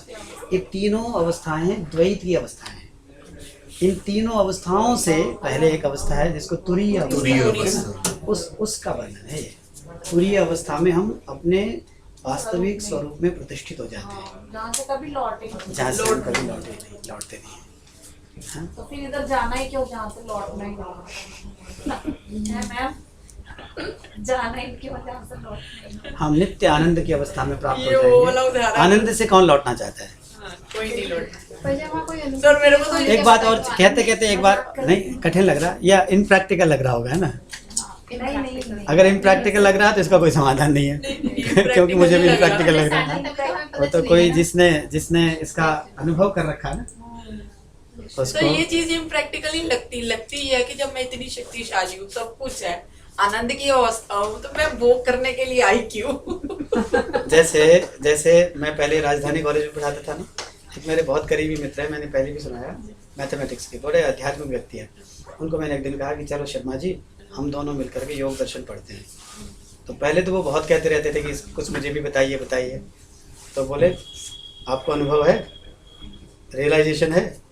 मतलब उन्होंने लगभग ये कह दिया कि अगर आपको रियलाइजेशन है तब तो आपके पास बैठूं, नहीं तो टाइम क्यों खराब पर कर। रियलाइजेशन होगी तो आप समझा ही नहीं पाएंगे उनको। हाँ, तो मैंने उनको सही कहा सर आपने। बिल्कुल सही कह रहे। मैंने उनको ये कहा कि देखो जब तुम साइंस पढ़ते हो ना तो ये कंडीशन रखते हो कि मुझे आइंस्टीन से ही पढ़ना है। जब तक आइंस्टीन नहीं मिल रहे हैं तब तक तो ऑर्डिनरी टीचर से पढ़ रहे हो ना। तो जब तक कोई मिल नहीं रहा रियलाइज सोल, और जो इन्होंने और बता दिया कि रियलाइज होगा तो वो बताएगा भी नहीं। हाँ तो पेट का सवाल है। चल अभी नींव भर रहे हैं। कॉन्सेप्ट समझने का, एक हिस्ट्री ऑफ आइडियाज समझने का ये आइडिया। तो हम धीरे धीरे ना मैं महसूस कर पा रहा हूँ कि इसको हम आगे बढ़ रहे हैं। तो सर मोक्ष की तरफ बढ़ रहे हैं। हाँ कई बार है। तो अब तो वही क्लियर है ना। सूत्र देख लिया ना हमने, देख लिया। अब थोड़ा हमारे पास टाइम और है। बोले अथ योगानुशासनम अथ योगानुशासनम योगश्चित्त वृत्ति निरोधः तदा वृत्ति साधुर्यमन्त्रत्र। अब इसमें दो शब्द है, एक तदा शब्द है और एक इतरत्र शब्द है। तदा माने तब कब? जब योग चित्त वृत्ति निरोध हो जब जाएगा। चित्त वृत्तियों का समग्र निरोध हो जाता है तब क्या हो जाता है? दृष्टा अपने दृष्टा स्वरूप जो में है स्थित हो जाएगा। ओरिजिनल स्वरूप अपने में। स्वरूप में अवस्थित हो जाता है। न में द्वेष रागव जिसको कहते हैं ना, जो मैं ये नहीं हूँ, मैं ये नहीं हूँ, मैं ये नहीं हूँ, अपोहन करता चला जाता है। मैं ये भी नहीं हूँ, मैं ये भी नहीं हूँ। तो जो उसका जो मिस आइडेंटिफिकेशन था वो सबको दूर करता चला जाता है। तो अपने प्योरेस्ट फॉर्म में सबसे पहले क्या कहता है कि मैं अन्नमय शरीर नहीं हूँ, मैं मनोमय शरीर नहीं हूँ, मैं प्राणमय शरीर नहीं हूँ, मैं विज्ञानमय शरीर नहीं हूँ, मैं आनंदमय शरीर भी नहीं हूँ। और इसलिए कहते वेदांत में कहते मैं आनंद हूँ, मैं आनंद हूँ। मैंने 2-3 शब्द याद कर रखे हैं विद्यार्थियों को समझाने के लिए। वो कहते हैं Krishna is not beautiful, Krishna is beauty. Krishna is beauty, Krishna is not beautiful, Krishna is beauty. किसी व्यक्ति की बहुत तीव्रतम भर्त्सना करनी हो ना, आप कह सकते हैं ये जहरीला नहीं है,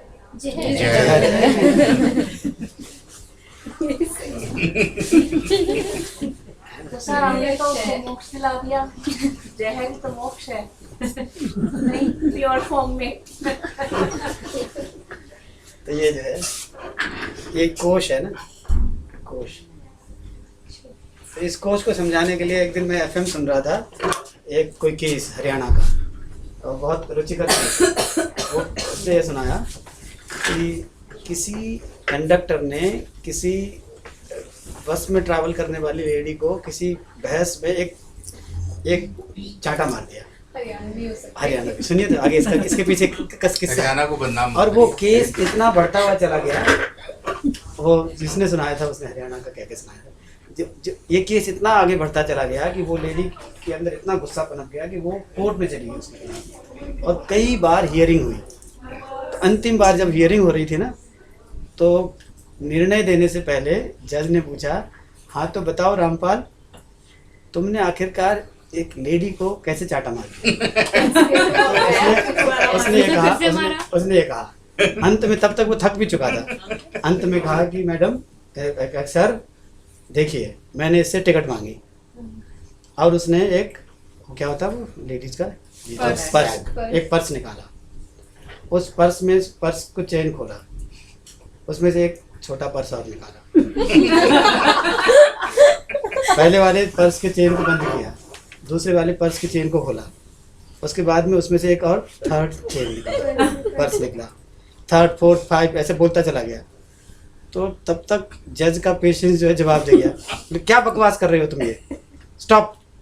तो कह रहा सर, जब आपको सुनने पर इतना गुस्सा आ रहा है तो वो डायरेक्ट देख रहा था, ऐसे में मुझे इतना गुस्सा आ गया तो क्या बात है, गुस्से की वजह से मेरे से गलती हो गई है। तो ऐसे ही एक कोश को हटाओ, दूसरा कोश, तीसरा कोश, चौथा कोश, तो हरियाणवी काफी बुद्धिमान होते हैं। सर उनकी जो उक्तियाँ होती हैं ना, उक्तियाँ वो बिल्कुल प्रैक्टिकल होती हैं, भले ही सुनने में बड़ी कड़वी लगती है लेकिन प्रैक्टिकल होती है। सर जैसे आजकल जो ऑनलाइन शॉपिंग्स होती है ना, टीवी पर देखिए, वो जो उस तरह, इसको हमारे यहाँ कमंडल कहते हैं, क्या कहते हैं, जो एक पात्र सा होता है ना, उसके अंदर एक, उसके अंदर इतने सारे 10-12 उसके अंदर से निकलते हैं, एक को हटाओ दूसरे को हटाओ, छोटे छोटे निकलते चले जाते हैं। तो कल्पना करिए, जो कुछ भी निकलता है ना, वह तो है प्रकृति, अंत में जाकर के जब कुछ नहीं होता है, जो जिसका फॉर्म नहीं दिखता है, तो पुरुष, प्योर कॉन्शियसनेस। तो प्योर कॉन्शियसनेस कवर्ड है, इसके ये सब लेयर्स हैं, स्लीट्स हैं, स्लीट्स कहते हैं, शीत, SHEATH, शीट्स इसको, तो इसको कोश कहते हैं। कोश माने आच्छादक है, ठीक है, लेयर्स के लिए शीट कहते हैं शायद। तो ये, तो देखिए, तदा माने कब, जब समस्त वृत्तियों का निरोध हो गया तो पुरुष अपने स्वरूप में अवस्थित हो गया। इतरत्र माने in other conditions, in the worldly situations. दो ही तरह के मेरे शब्द हैं, या तो आप समाधि में होते हैं या व्याधि में होते हैं। तो इतरत्र माने जब आप व्याधि में होते हैं, है ना। समाधि और व्याधि एक दूसरे के ऑपोजिट आइडियाज हैं। जैसे मैं एक दिन कह रहा था ना, सम शब्द है, सम। रेखा जी, अगर आपको बच्चों को बताना है तो इसका प्रयोग कर सकते हैं, मैं हमेशा समास बताती हूँ, ऐसा करता हूँ। देखिए, सम और वी, ये दो शब्द हैं, ये दो उपसर्ग हैं, ये दोनों उपसर्ग पूजा जी डिफरेंट, मतलब एक दूसरे के ऑपोजिट आइडियाज को कन्वे करते हैं। देखिए, संकल्प, विकल्प, संवाद, विवाद, समर्थ, असमर्थ, व्यर्थ, समृद्धि, वृद्धि, मतलब उल्टा, वृद्धि, व या रिद्धि।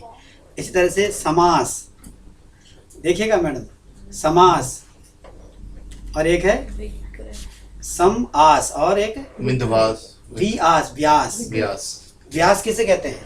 व्यास गद्दी देखिए ना आपने, व्यास गद्दी में जिसको बिठाते हो आप, वो एक श्लोक लेता है, छोटा सा एक सूत्र लेता है, और उसको इतना एक्सपेंड करता चला जाता है कि व्यास हो जाता है। व्यास माने फैलाने का काम होता है। तो समास माने संचित करना, छोटा करना, व्यास माने बढ़ाना। इसीलिए महाभारत, कितना व्यास ही महाभारत लिख सकते हैं, इतना फैला सकते हैं उसका। प्रसारण करना, संकोचन करना और प्रसारण करना। इस तरह से सम, आधि और व्याधि। हम जब समाधि में होते हैं तब अपने स्वरूप में अवस्थित हो सकते हैं, जब हम व्याधि में होते हैं तो दूसरे के स्वरूप में अवस्थित हो सकते हैं। सिंपल सी बात है, ठीक है ना। जब चित्त वृत्तियों का समग्र निरोध होता है तो मैं अपने स्वरूप में अवस्थित होता हूँ। जब चित्त वृत्तियों का निरोध नहीं होता है, इसका मतलब जब मैं चित्त वृत्तियों में होता हूँ, when I am engrossed in my thoughts, इसका मतलब my thoughts do not allow me to be myself. The thought of pot makes me depart. ये आइडिया है ना। इसलिए निर्विचार होने की जरूरत है। जब भी आप विचार में होते हैं तो इसलिए आजकल बात आती है कि विचार को देखिए। जब थॉट्स बन रहे हैं ना, watch the watcher, think of the thinker, think of the thinker. आप थिंकिंग कर रहे हैं ना, थिंकिंग में क्या है, एक तो थॉट का ऑब्जेक्ट है और थॉट के ऑब्जेक्ट्स में कोई बना हुआ है। तो आप देखिए दूर रह करके कि somebody is there who is thinking. हाँ, the thinking entity is different from the thought entity. Thought constitutes the idea of thinker and the thought, the object of thought. कि without the association of the object of my thought I cannot be the thinker. I cannot be thinker in isolation. There must be an entity जो मेरे विचार का विषय बना है. तो इसका मतलब विचारक कोई और है, विचार्य कुछ और है. विचारक कोई और है, विचार्य कुछ और है. मैं कभी थॉट को विचार का विषय बनाता हूँ, कभी डस्टर को विचार का विषय बनाता हूँ. इसका मतलब somebody इज बीइंग विचारक है ना. तो इसीलिए तो वो शिफ्ट करता रहता है, विचार के विषयों को शिफ्ट करता है. वेरी फैक्ट कि वो विचार्य को शिफ्ट करता रहता है, इसका मतलब वो विचार्य के साथ उसका कोई संबंध है नहीं. और जिस विषय पे विचार कर रहे हैं मैं वही विषय बन जाता हूँ उस वक्त. हाँ, ये आइडिया ये है कि मेडिटेशन में क्या होता है कि जब भी मैं किसी विषय पर विचार करता हूँ, फॉर दैट मोमेंट मैं कन्वर्ट हो जाता हूँ उसके रूप में. आप किसी विषय पर इतने खो जाते हैं ना, आप अपने आप को भी भूल जाते हैं. डे टू डे लाइफ में होता है, आप यहाँ होते हैं पर पूरी तरह से कलकत्ते में होते हैं. आपको ये पता भी नहीं कि मेरा शरीर यहाँ पड़ा हुआ है. ऐसा इमेजिनेशन में तो होता ही रहता है. तो सांख्य योग की ज्ञान प्रक्रिया के अनुसार जब मैं किसी वस्तु को जानता हूँ ना, उसका मतलब क्या होता है कि मेरा चित्त उस वस्तु तक पहुँचता है, तनिक भर को उस वस्तु में ठहर जाता है. जब उस वस्तु में ठहर जाता है तो मैं उस वस्तु के आकार से आकारित हो जाता हूँ. इसका मतलब मैं नहीं रहता हूँ. मतलब ये है वस्तु के आकार से आकारित नहीं होता है. मतलब बता सकता हूँ. मतलब ये है कि आपको जब परशुराम का रोल करना है तो आपको परशुराम बन जाना है. मतलब आप उस समय परशुराम बन गए. आपको मतलब अपना स्टेज पे अपना चलो नाम कितने बन सारे जाओ. गुरु मिल गए हैं आपको. 1 2 3. देखो एक पॉइंट ना इस पर अपने चित्त को दुनिया की समग्र वस्तुओं से हटा लो. उसके बाद चित्त को यहाँ केंद्रित कर दो और इसके साथ इसी थॉट के साथ बने रहो. डू नॉट अलाउ योर चित्त टू गो बैक. यहाँ फिक्स कर दो. सर मत कहिए ऐसा, वैसे भी मोबाइल पे ही फिक्स है सबका. गणेश की मूर्ति साथ रखनी चाहिए. गणेश की मूर्ति रखनी चाहिए. हाँ? यार अच्छा एग्जांपल दिया सर. नहीं, पर शायद ये कंसंट्रेट कर ऐसा पाएगी. ये ज्यादा बेटर कंसंट्रेट कर पाएगी फोन पे. नहीं समझा दीजिए सर, सॉरी. एक बात VR शर्मा सर है ना, उन्होंने एक बार क्लास में बताई थी कि योग करते करते किसी को कह दिया कि मुझे ये मन नहीं लगता है, तो बोले कि 3 दिन तक कमरा बंद कर ले और दरवाज़ा बंद कर दे और ध्यान करता है. तो 1-2 दिन तक उसने प्रयास किया. नहीं, उसने कहा कि जब भी मैं ध्यान करता हूँ तो मेरी भैंस का क्या होगा, ऐसा पूछा. तो क्या है कि उस भैंस को ही विचार का विषय बना लो. ठीक है ना. अब वो 2 दिन तक भैंस को अपने मनस का केंद्र बनाता रहा. 2 दिन के बाद वो गुरु जी से बोला कि भैंस बहुत सींग मारने लग गई है. इसका मतलब वो भैंस के साथ इतना आइडेंटिफाई कर लिया था अपने आप को ना, खुद ही भैंस बन गया. इसका behaviour.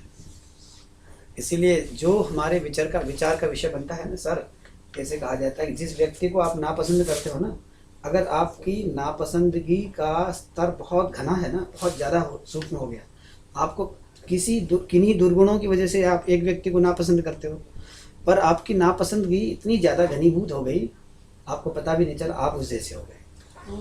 What you think is sir I have real example. My son ना, एक उसका क्लासमेट हकलाता था तो वो उसकी नकल उतारता था. हाँ. आज वो बोलते बोलते हकला पड़ता है. ये स्थिति आ गई है. 6th स्टैंडर्ड तक उसने नकल उतारी है और अब वो बात करता है तो वो खुद स्टैमर करता है. And then he asked my why it is like this. तो दिस कम्स. आपको समझ आ गया बेटा? और डे टू डे लाइफ में भी ना, जिसको आप हीरो वर्शिप करते हैं ना, आपकी सीनियर्स जिस तरह का आचरण करते हैं ना, देखते देखते आपका लेज भी उन जैसा होने लग जाता है. आपके चाल चलन भी उस जैसे होने लग जाते हैं, क्योंकि आपके मन में वो है. जिसको भी सामान्य दैनंदिन व्यवस्था में भी हम जिसको मन में रखते हैं ना, उस जैसे ही होते चले जाते हैं. तो इस ज्ञान प्रक्रिया ऐसी कही जाती है. तो तादात्म्य का मतलब समाधि. हम जिस भी वस्तु में समाधि लगाते हैं उस वस्तु के आकार से आकारित हो जाते हैं, हम वही वस्तु बन जाते हैं, तादात्म्य हो जाता है. वास्तव में वहाँ तादात्म्य का मतलब है तादात्म्यम इव, मानो मैं वही वस्तु बन जाता हूँ. अगर वास्तव में मैं वही वस्तु बन जाता हूँ तो मैं मेडिटेशन किसी भी ऑब्जेक्ट में करूँगा नहीं. उतने देर के लिए मैं वही वस्तु बन जाता हूँ। ये idea है। तुम्हारा फोन बहुत अच्छा है। ये इतरत्र शब्द भी, ये वैसे भी डे टू डे संस्कृत में इसका प्रयोग है, इतरत्र। अहम अत्र अस्मि इतरत्र नास्मि। सर इससे अतिरिक्त इसका meaning? इतरत्र का मतलब और जगह, इससे अतिरिक्त और अन्य जगह, कहीं इन अन्य अदर कहीं। स्टेट्स, हाँ, इतरत्र इतरत्र। हाँ, अन्य in the situation when mind's mental activities are arrested, when they are controlled, I become established in my own form.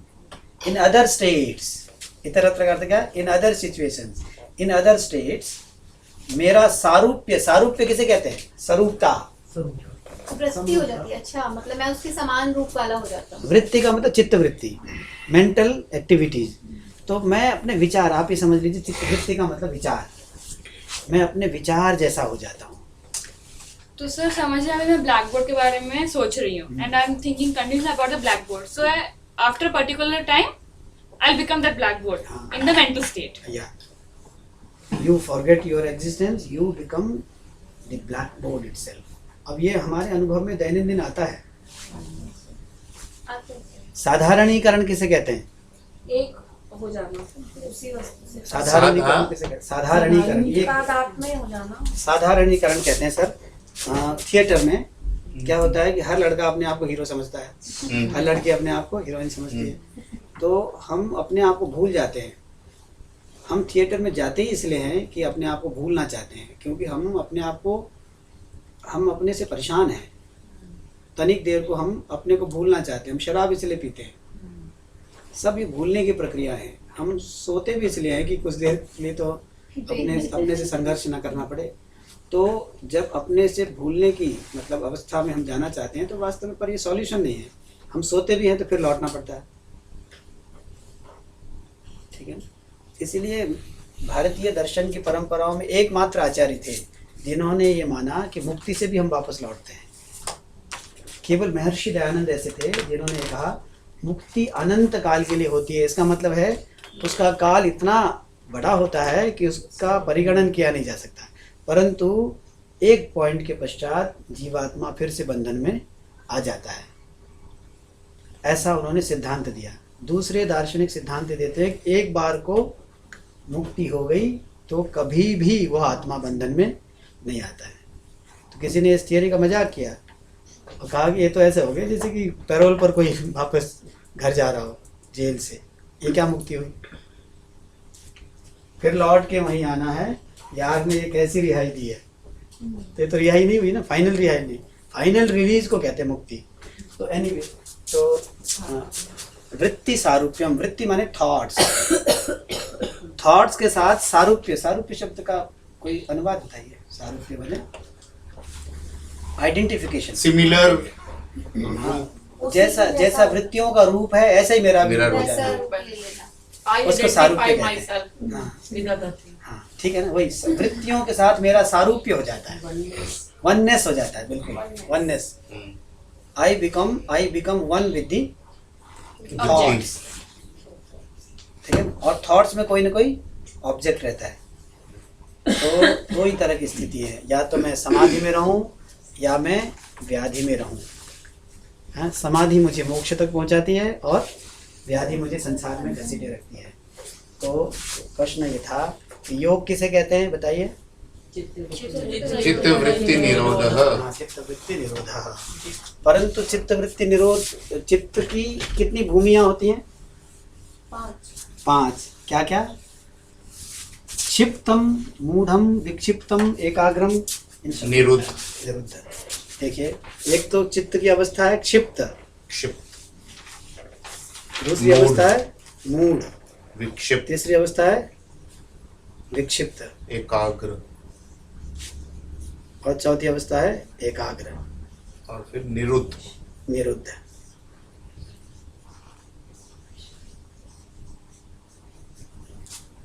चित्त की ये 5 अवस्थाएं हैं। इन 5 अवस्थाओं में क्या होता है? चित्त का निरोध सब जगह होता है। चित्त का निरोध, चित्त निरोध माने रुकना। जैसे सामने एक पॉट रखा हुआ घड़ा, मेरा चित्त कहाँ जाता है? उस स्पॉट तक पहुँचता है और उस स्पॉट में थोड़ी देर के लिए रुक जाता है, तो निरोध तो हो गया ना चित्त का, परंतु वो फिर शिफ्ट कर जाता है दूसरे ऑब्जेक्ट में, फिर वहाँ थोड़ी देर रहता है। जितनी देर भी रहता है वो निरुद्ध अवस्था में रहता है। तभी मुझे घट का ज्ञान होता है, पट का ज्ञान होता है, मोबाइल का ज्ञान होता है। द वेरी फैक्ट कि मुझे एक वस्तु का ज्ञान हुआ, इसका मतलब है मेरा चित्त थोड़ी देर के लिए जा करके वहाँ रुक गया था, तो निरोध तो हो ही गया था उसका। जब तक निरोध नहीं होता है ना, तब तक मैं वस्तु का ज्ञान नहीं हो सकता। निरोध तो हो गया, तो यहाँ भी निरोध है, यहाँ भी निरोध है और यहाँ भी निरोध है, परंतु ये निरोध तो है। तो चित्त वृत्ति के निरोध को क्या कह देते हैं? योग कहते हैं। और तो इसलिए एक शब्द है योगः समाधि, उस दिन भी बताया था मैंने, योगः समाधि। योग किसे कहते हैं? योग की पहली परिभाषा है योगः समाधि। ठीक है, फिर से देखिए, योग किसे कहते हैं? समाधि को कहते हैं। समाधि किसे कहते हैं? चित्त की वृत्ति के रुकने को कहते हैं।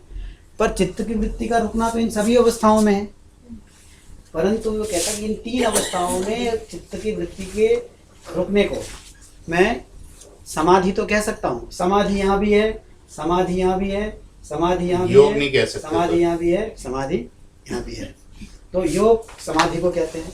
फिर आगे एक शब्द है, ये मैं चाह रहा हूँ कि आप ये याद कर लें, सा च सार्वभौमः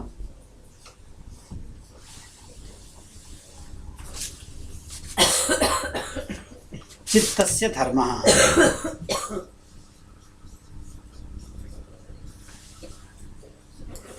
सा च सार्वभौमः चित्तस्य धर्मः। सार्वभौम शब्द का अर्थ क्या है? जो हर जगह सर्वभूमि। भूमियां कितनी है? 5 है। तो सार्वभौम का मतलब होता है सभी भूमियों में रहने वाला चित्त का धर्म है। समाधि सभी भूमियों में रहने वाला चित्त का धर्म है, और योग भी समाधि है। तब वो कहते हैं पर योग एक विशेष प्रकार की समाधि है।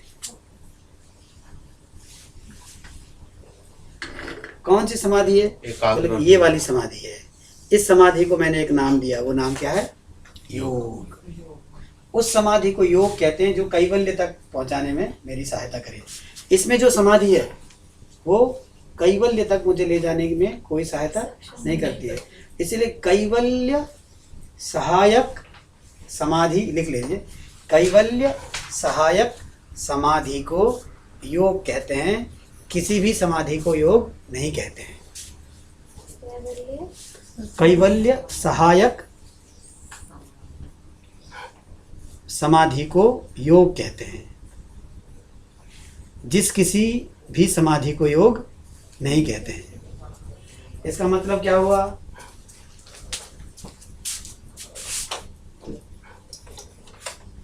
इसका मतलब मैडम आप बताएं, इसका मतलब क्या हुआ कि सारे योग समाधि हैं, पर सारी समाधियां योग नहीं हैं। सारे पिता पुरुष हैं, पर सारे पुरुष पिता नहीं है।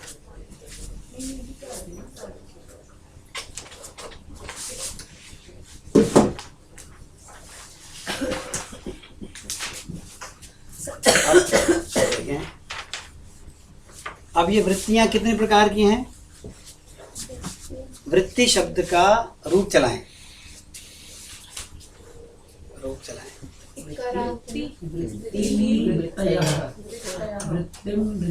मति शब्द का मति मति मतया, वृत्ति वृत्ति वृत्तयः, ठीक है ना? अच्छा, अब एक शब्द है देखिए, वृत्तयः। आपने कहा वृत्तयः, ये प्रथमा विभक्ति का बहुवचन है। अब एक शब्द मैं आपको दे रहा हूँ, पंचतई। पंच शब्द है, एक तई शब्द है। तई माने 5 प्रकार की, पंचतई। अब इसका भी रूप चलाइए। कुमारी कुमार्यौ कुमार्यः, नदी नद्यौ नद्यः। तो वृत्तयः पंचतयः। संस्कृत ओरिजिनल से समझने का प्रयास करें। वृत्तयः पंचतयः। वृत्तियां कितने प्रकार की हैं? 5 प्रकार की हैं। क्या क्या? प्रमाण, प्रमाण, विपर्य विकल्प देखिए एक निद्रा, वृत्ति है स्मृतयः। प्रमाण। यहाँ देखिए एक प्रमाण एक वृत्ति है। जिनको रोकना है, जिन चित्त वृत्तियों को रोकना है, वो कितने प्रकार के हैं? प्रमाण एक है, दूसरा है विपर्यय, तीसरा क्या है जी? विकल्प। विकल्प निद्रा स्मृतयः स्मृति विकल्प, स्मृति निद्रा और स्मृति स्मृतयः। अब देखिए स्मृति स्मृति स्मृतयः बहुवचन में है ना ये, देखिए। अच्छा, इसका मतलब वृत्ति कितने प्रकार की हैं? इसको ऐसे लिख सकते हैं, मैं वृत्ति कितने प्रकार की हैं? प्रमाण है ना, और विपर्यय, विकल्प, निद्रा और स्मृति, 5 प्रकार की चित्त वृत्तियां हैं। याद रहेगा? अब इन 5 प्रकार की चित्त वृत्तियों को भी मैं फर्दर डिवीजन करता हूं 2-2 भागों में। कोई भी जो 5 प्रकार की चित्त वृत्तियों के 2 रूप होते हैं, या तो क्लिष्ट या अक्लिष्ट। अक्लिष्ट। तो क्या हो गया यहाँ? क्लिष्ट, क्लिष्ट और क्लिष्ट का क्या मतलब होगा? जी अभी बताता हूँ। क्लिष्ट, अक्लिष्ट।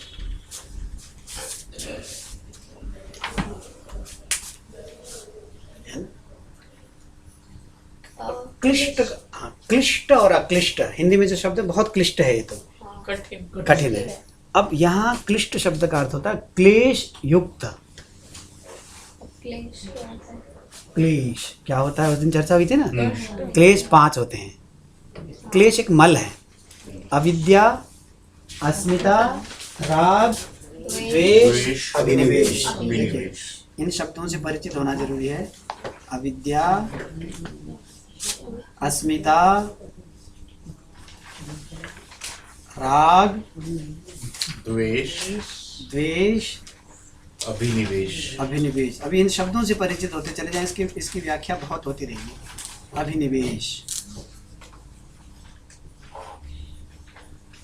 ये 5 क्लेश होते हैं,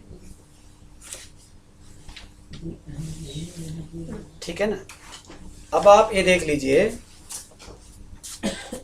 कि किसी भी वस्तु को जब मैं जानता हूं ना, अगर मैं क्लेश से युक्त हूं और उस वस्तु को देखता हूं, तो उस वस्तु का बोध तो हो जाता है, ठीक है ना। जैसे मान लीजिए कि एक सोने की चम्मच रखी है, उसको मैं देख रहा हूं। अगर मेरे अंदर अविद्या, अस्मिता, राग, द्वेष आदि में से कोई भी क्लेश से युक्त मैं हूं, तो मेरा उस सोने की चम्मच को देखना एक अलग प्रकार का है। और एक विद्या से युक्त व्यक्ति सोने की चम्मच को देखता है तो उसके भाव दूसरी तरह से हो सकते हैं। तो प्रमाण का मतलब होता है किसी वस्तु को जानना, और उस किसी वस्तु को जानने के प्रति मेरे रिस्पॉन्सेस 2 प्रकार के हो सकते हैं, ठीक है ना। अभी एक आचार्य रजनीश ने लिखा है कि एक व्यक्ति एक सेठ जी रेस्टोरेंट में गए, हाँ मैडम, सोने की थाली में, मतलब चांदी की थाली में, चांदी की चम्मच, चांदी की कटोरी में उसको उसके लिए भोज्य आया हुआ। सेठ जी का मन चांदी की चम्मच की ओर बैठ गया, तो मन खराब हो गया क्योंकि चांदी की चम्मच को देख रहे जराब थे। में डाल लिया। धीरे से उन्होंने कुर्ते में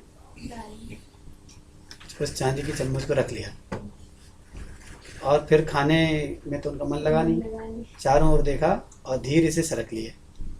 और जब बाहर एंट्री पॉइंट से बाहर निकल रहे थे तो भागता हुआ वेटर आया, बोला कि सर आपका बिल। तो बोला कौन सी चम्मच है ना, कौन सी चम्मच।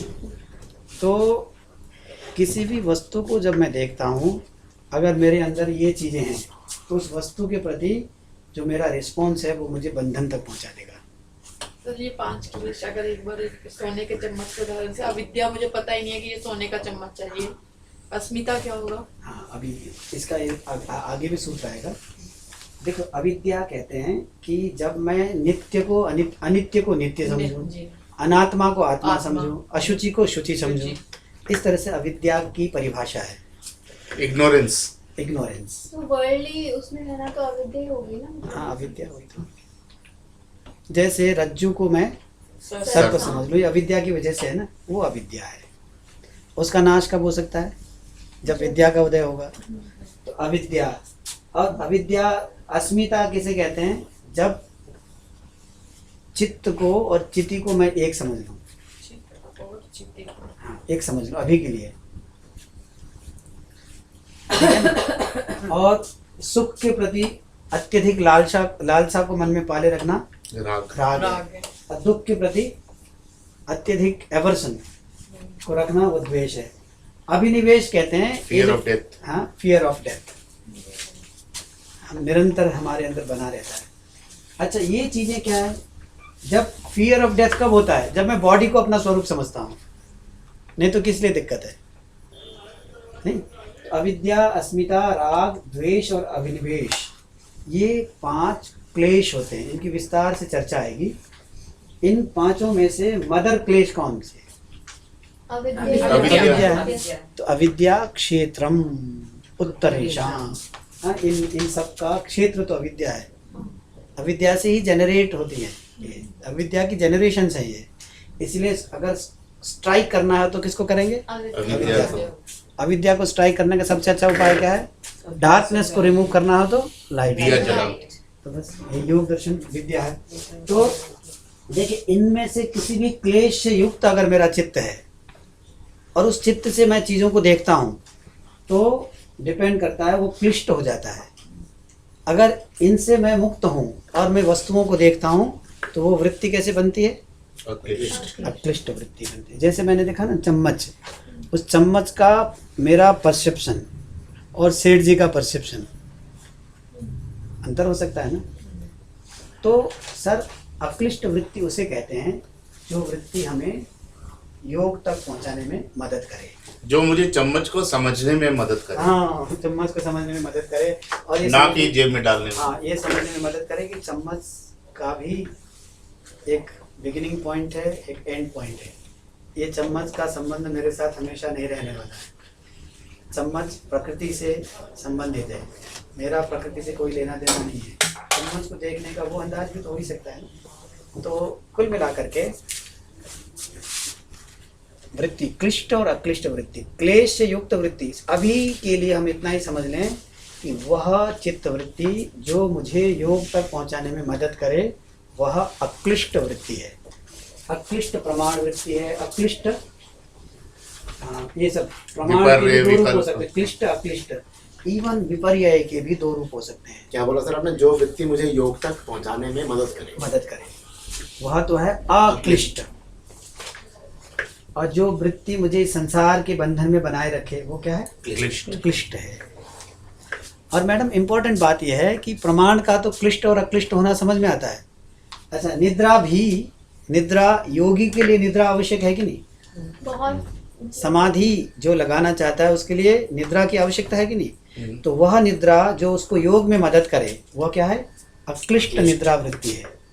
और अधिक सोता रहे और वो उसको बंधन में डाले तो तो यहाँ इम्पोर्टेंट बात यह है कि प्रमाण, विपर्यय, विकल्प, निद्रा और स्मृति, ये सबके सब कभी तो क्लिष्ट हो सकती हैं, कभी अक्लिष्ट हो सकती हैं। तो कितनी प्रकार की वृत्तियां हो गई? 10 प्रकार की हो गई। प्रमाण, विपर्यय, विकल्प, निद्रा, स्मृति। ठीक है। अब बस मैं 1-2 सूत्र लिखता हूँ। सर आपने 2 हैं, विपर्य भी 2 हैं, कौन से नाम है इनके? नहीं, मैं ये कह रहा हूँ ना कि 5 वृत्तियां हैं। प्रमाण के 2 भेद हैं, 2 भेद हैं। क्लिष्ट प्रमाण वृत्ति और अक्लिष्ट प्रमाण वृत्ति। विपर्यय, क्लिष्ट और विपर्यय वृत्ति, अक्लिष्ट विपर्यय वृत्ति, विपर्यय वृत्ति। अब ये उदाहरण मेरे को अभी याद नहीं है, नहीं तो विपर्यय कहते हैं विपरीत दृष्टि। जब मैं रज्जु को क्या समझता हूँ? सर्प समझता हूँ। इसके भी वो कह रहे हैं कि क्लिष्ट और अक्लिष्ट 2 होते हैं, माध्यम हो सकते हैं। ये जो मिसपरसेप्शन है ना, मिसपरसेप्शन का भी हम कई बार प्रयोग कर सकते हैं अपने योग के लिए। कोई उदाहरण सोच के आता हूँ बाद में। ये तो समझ में आ ही रहा है कि विकल्प, निद्रा, इन सब के दो रूप हो सकते हैं, क्लिष्ट और अक्लिष्ट। अभी 2 मिनट में मैं ये समझा दूं कि प्रमाण किसे कहते हैं, विपर्यय किसे कहते हैं, विकल्प किसे कहते हैं, निद्रा किसे कहते हैं, स्मृति किसे कहते हैं, बिना सूत्रों में जाए। देखिए प्रमाण कितने होते हैं? 2 शब्दों को समझना जरूरी है। एक तो है प्रमा, प्रमा, प्रमा। प्रमा किसे कहते हैं बताएं? यथार्थ सत्य, यथार्थ अनुभव, valid knowledge, valid knowledge, valid knowledge. Valid knowledge. और जो अन है ना, एक सफिक्स है, अन, अन conveys the idea of instrumentality, the idea of means, है ना। तो instrument of the right cognition, ये अन का अर्थ है instrument, instrument of the right cognition. प्रमा किसे कहते हैं? Right cognition. कॉग्निशन। अन किसे कहते हैं? इंस्ट्रूमेंट को। तो means of right cognition, instrument of right Right cognition, cognition। उसको प्रमाण कहते हैं। कुल मिलाकर के आप अभी के लिए समझ सकते हैं, प्रमाण का मतलब होता है राइट नॉलेज। ये मात्र इंडियन फिलोसफी को में ये है, क्योंकि अंग्रेजी का जो शब्द है नॉलेज,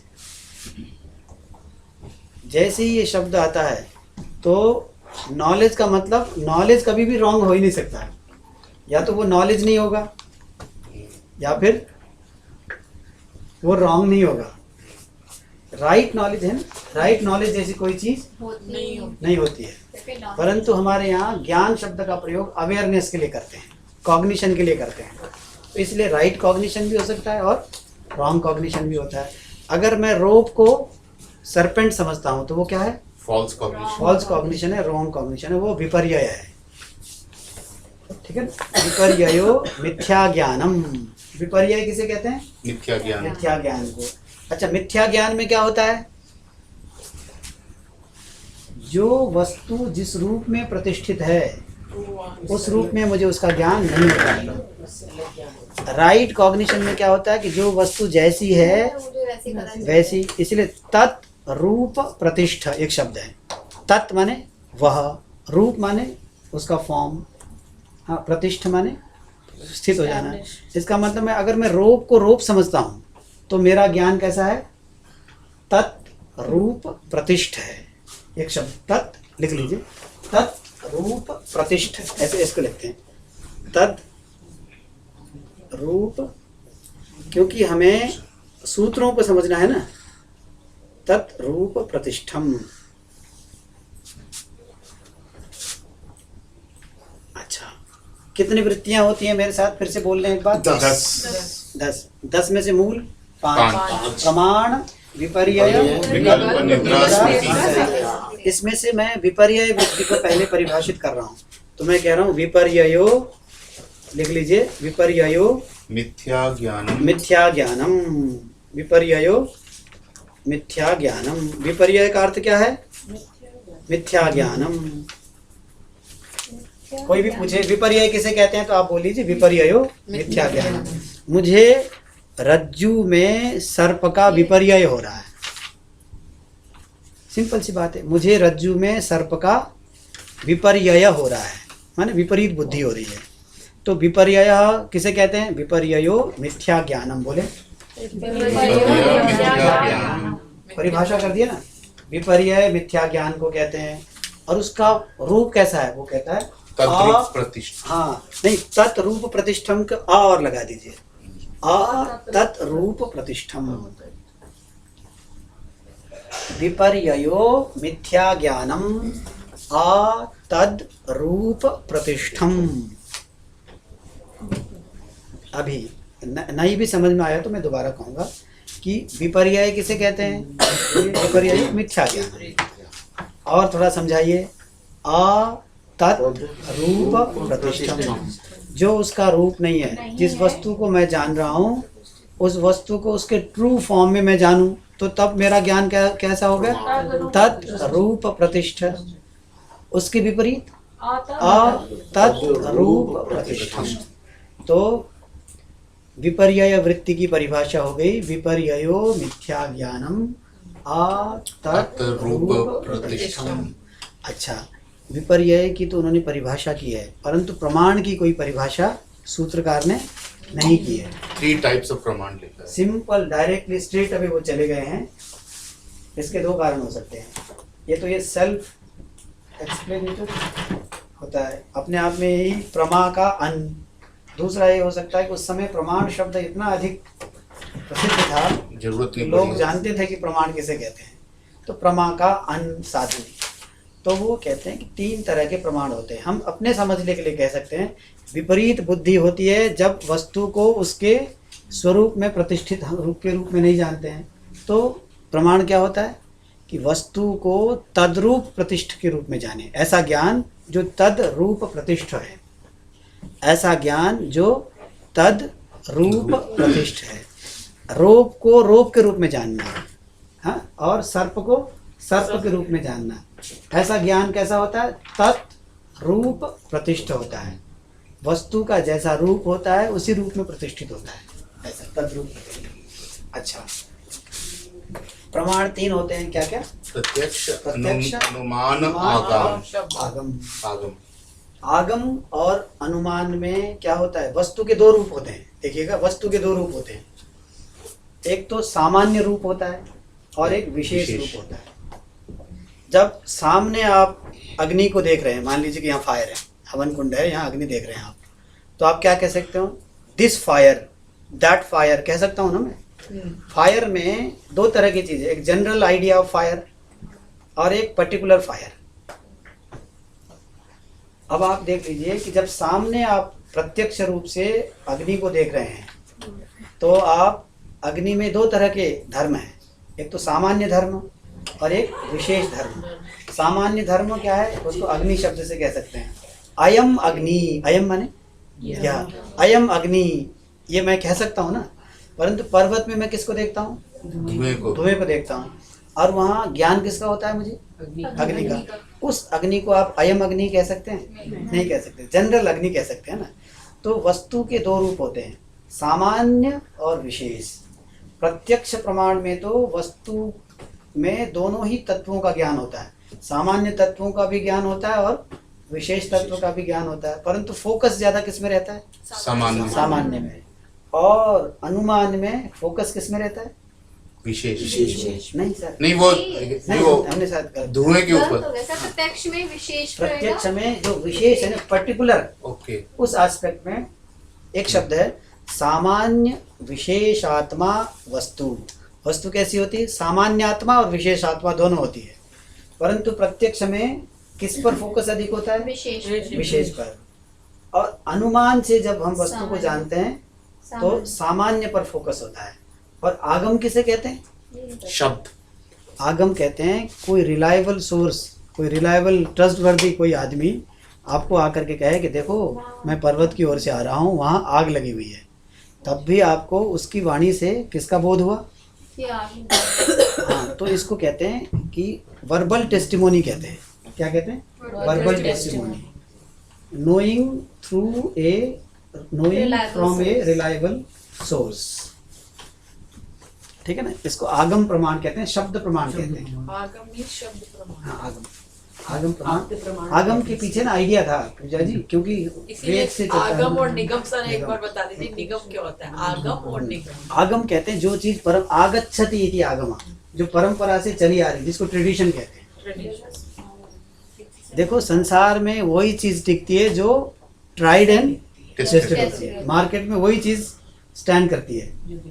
इसका मतलब जो अनादिकाल से जो विश्वास चला आ रहा है ना, उसमें कोई ना कोई तो दम है ना, इसलिए हम ट्रेडिशन को भी एक प्रमाण मानते हैं, तो उसको आगम कह देते हैं। और इसका जो डिराइव्ड जो मीनिंग है वो है कि किसी सोर्स से, रिलायबल सोर्स के द्वारा कही हुई वाणी से हम जब इंफॉर्मेशन गैदर करते हैं उसको कहते हैं।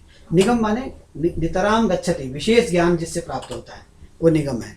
तो एनीवे, तो देखिए प्रत्यक्ष प्रमाण से जब हम वस्तु को जानते हैं तो वस्तु के 2 आइडियाज होते हैं, वस्तु में 2 धर्म होते हैं, सामान्य धर्म और विशेष धर्म। हमारा फोकस किस में रहता है? विशेष में। और आगम प्रमाण और अनुमान प्रमाण से जब हम वस्तु की सूचना हम प्राप्त करते हैं उस वस्तु में से किस एस्पेक्ट पर हमारा बल है? सामान्य। सामान्य बल। इतना प्रत्यक्ष अनुमान आगमाह प्रमाणानि, इसको इस तरह से कहा गया। तो 5 वृत्तियां हैं। 5 वृत्तियों में से 2 वृत्तियों के बारे में हमने सामान्य रूप से पढ़ा। तो आज की कक्षा ये समाप्त करते हैं। बहुत बहुत धन्यवाद।